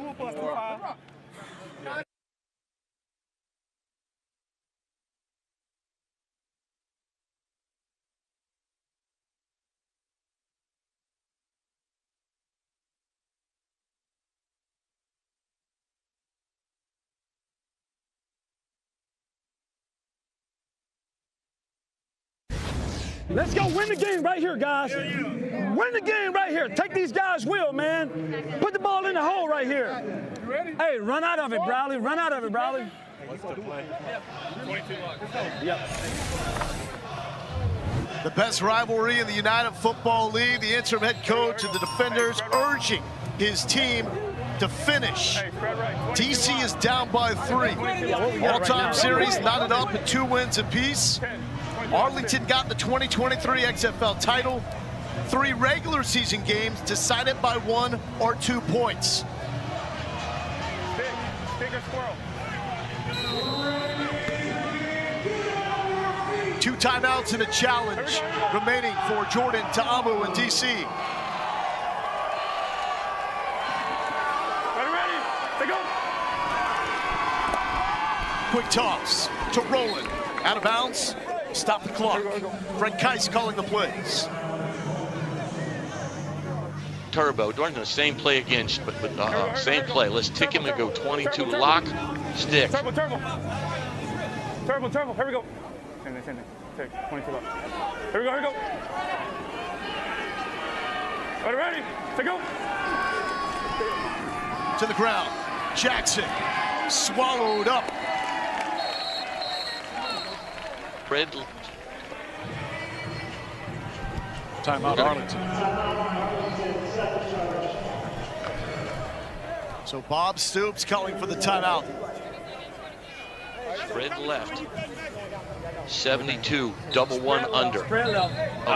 Spread left. 72, double 1 under. Alert Why height. would Bob Stoops call timeout there? I would love to understand that. Spread left tight. I would call the timeout after the third down play. You've got a third down play coming up. Spread left. We got 72, Or double 1 on alert height. Call the timeout after they show what they're doing offensively, so they have to change their play then. Higher to the left. Don't give them time to game plan. You got level. Alert height. Alert height. Hey, come here. Hold over here. Hey. Here we go. Hey. Spread left. Come on. On the double. Spread left. 72. Double 1 under. Alert high on the double. Ready? Yeah. Here we go. All right, big down here, 3rd and 5. Remember, a field goal still ties it, but you want to get this thing in the end zone. Hey, Wendy's. Ready? Highest scoring game in the UFL this season. 4-man pressure, complete. The forearm and the first down and more. Spread. Braylon Sanders showing some big boy football. Let's go. Got 13 on the field. Spread. Lady. Snap the ball. There's something. They got 13 on the field. Snap it. Pop pass to Roland. Flags are down to the 10-yard line. You heard the communication about too many men on the field. Too many men on the field. Defense. 5-yard penalty. Still first down.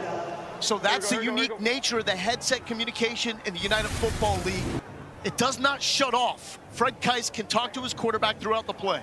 Yeah. 1, 2, 3, 4, 5, 6, 7, 8, 9, 10, 11, 12, 13. Yeah, 13. That's too many men on the field.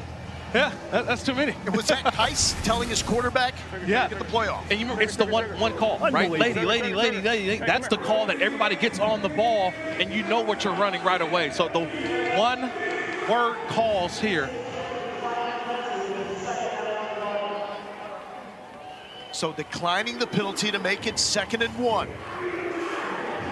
DC was down by 15 points after Davion Smith found the end zone for the Renegades to make it 27-12.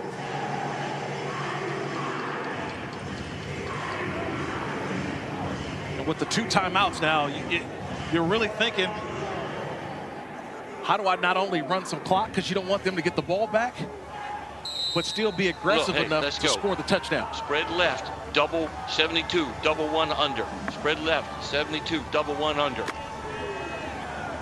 We got points, Jordan. We got a field goal, so we don't have to force it. Harris is on Roland in the slot on the right side of the formation. I love that last point by Coach Keich there. Hey, we've already got a field goal. Don't force it. Throw it away if it's not there initially. Ta'amu looking in zone. Overthrown. J-Don Mickens looked like he had a step.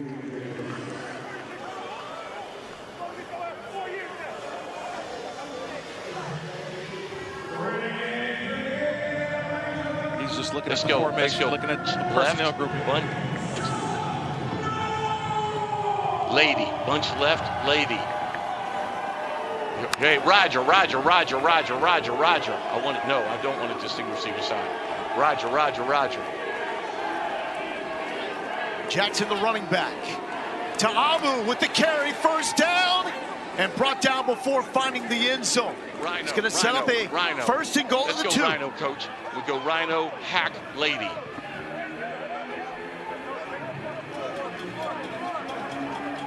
So we already know they get to that Rhino, then that hack. Take your time. And that lady call is just giving it to Ta'amu. Ta'amu.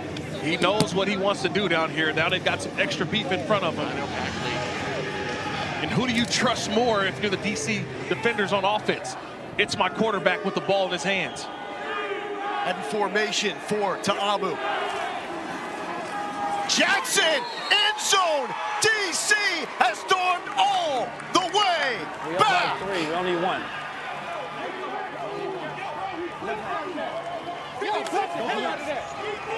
Hey, shut up, nigga. Hey.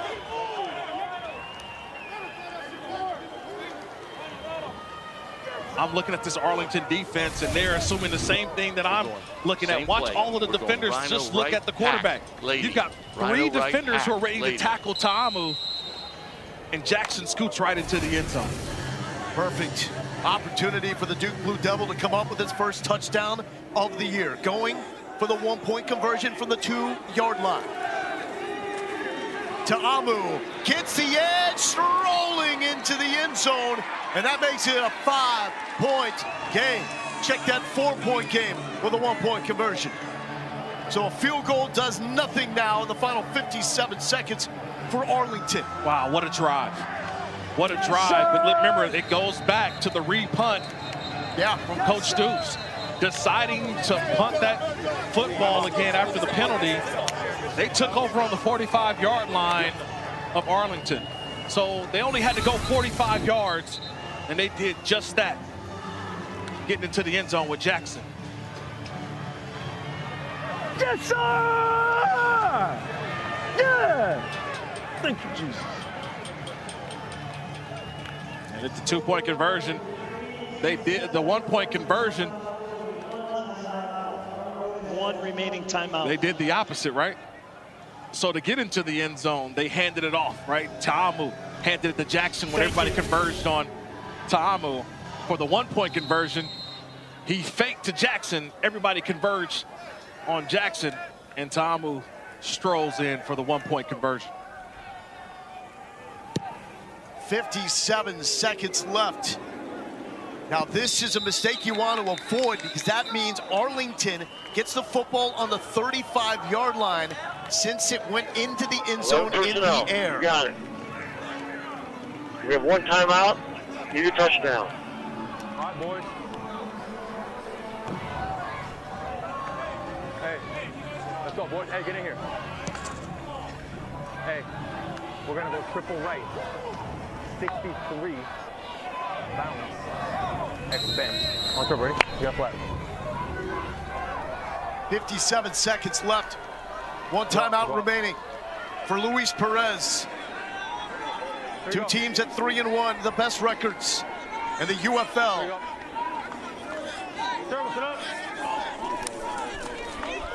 Perez underthrown. Calvin Joseph out of Kentucky making the play. Oh, I love the bracket right there. They had a bracket on Canella. So you have the tight end running the seam route, and then goes to the out. Joseph underneath, safety over the top. Hey, we're going to go triple right. We're going to do the same exact play. Bounce, I checked it. 63 bounce. On triple, ready? 63. Chuck Long, former head coach at San Diego State.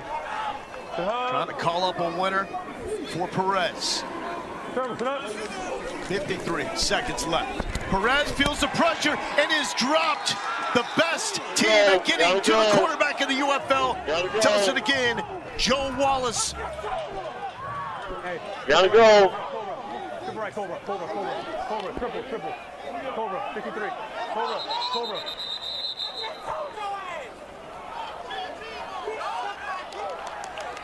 In a timeout now, but it seems like a lot of time. Final charge timeout, Arlington. Please reset the game clock to 35 seconds. A lot of time ran off the clock before deciding to call that timeout. Well, that's what happens when you get sacked. In these situations, you can't take the sack, right, Aaron? Like, you take the sack, now you got receivers coming all the way back. Everybody's getting up, and now you're trying to, it's just chaos. Yeah, you can't take the sack, but also as a head coach, you have to know, hey, if my quarterback does take a sack, I got to be ready to take that timeout. Correct. I mean, 15 seconds went off the clock. And how valuable was that timeout in the previous series, right? They took the timeout early, and I'm saying, wait just a little bit. You've got the lead. Put the pressure on them to have to go out and score. I thought you could have preserved that timeout and have two right here available to you. Yeah, not good clock management by Coach Stoops here the last 2 minutes of the game on either side with the timeouts. Yeah, 0 timeouts left. Here we go, let's go. Highest scoring game in the UFL this season. Perez, the most sacked quarterback in the league, has gone down 4 times. Downfield, open, complete, tippy toe, Javonte Payton. Yeah, out of bounds. You can go. The line if you want. ATL, triple ATL. Let's go. Over here, Danny, over here. If I'm Blake Williams, I'm furious right now. There's no way you can get beat deep. There's no way that somebody can get behind you. Hey. 62, let's go.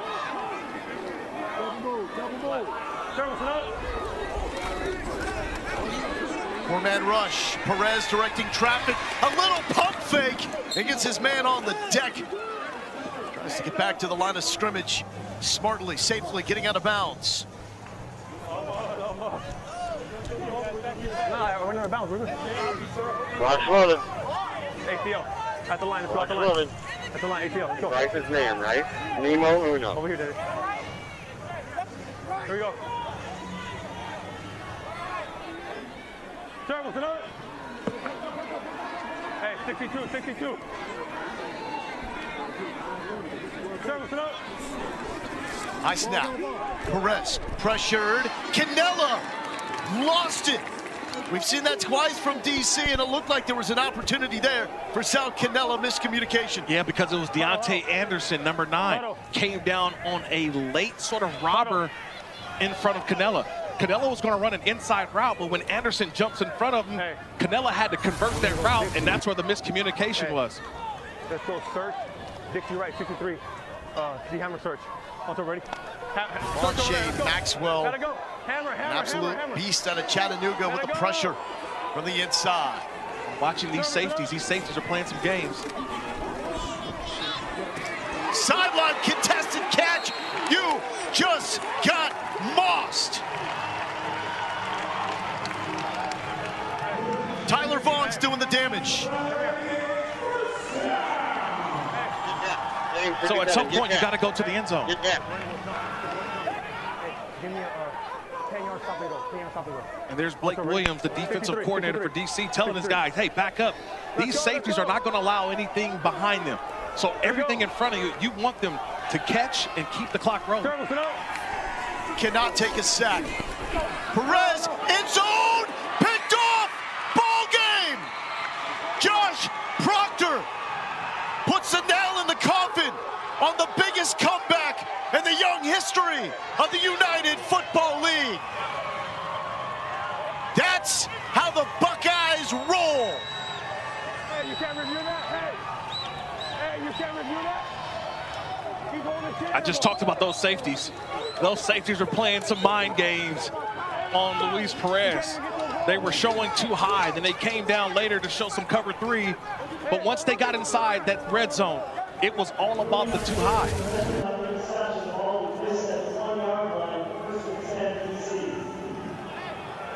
And Perez wants pass interference on Canella. That's the thing.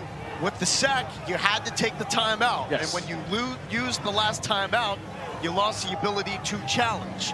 Now, this becomes a little more interesting with the ball now at the 1-yard line. So Dean Blandino on the Verizon Command Center is taking a look at the spot of the football after that interception. Touchback, 25. I'll just stay with you. No, it's where his second foot is after the interception. So because his second foot is in the end zone, it is a touchback. 25-yard line, 1st and 10 DC.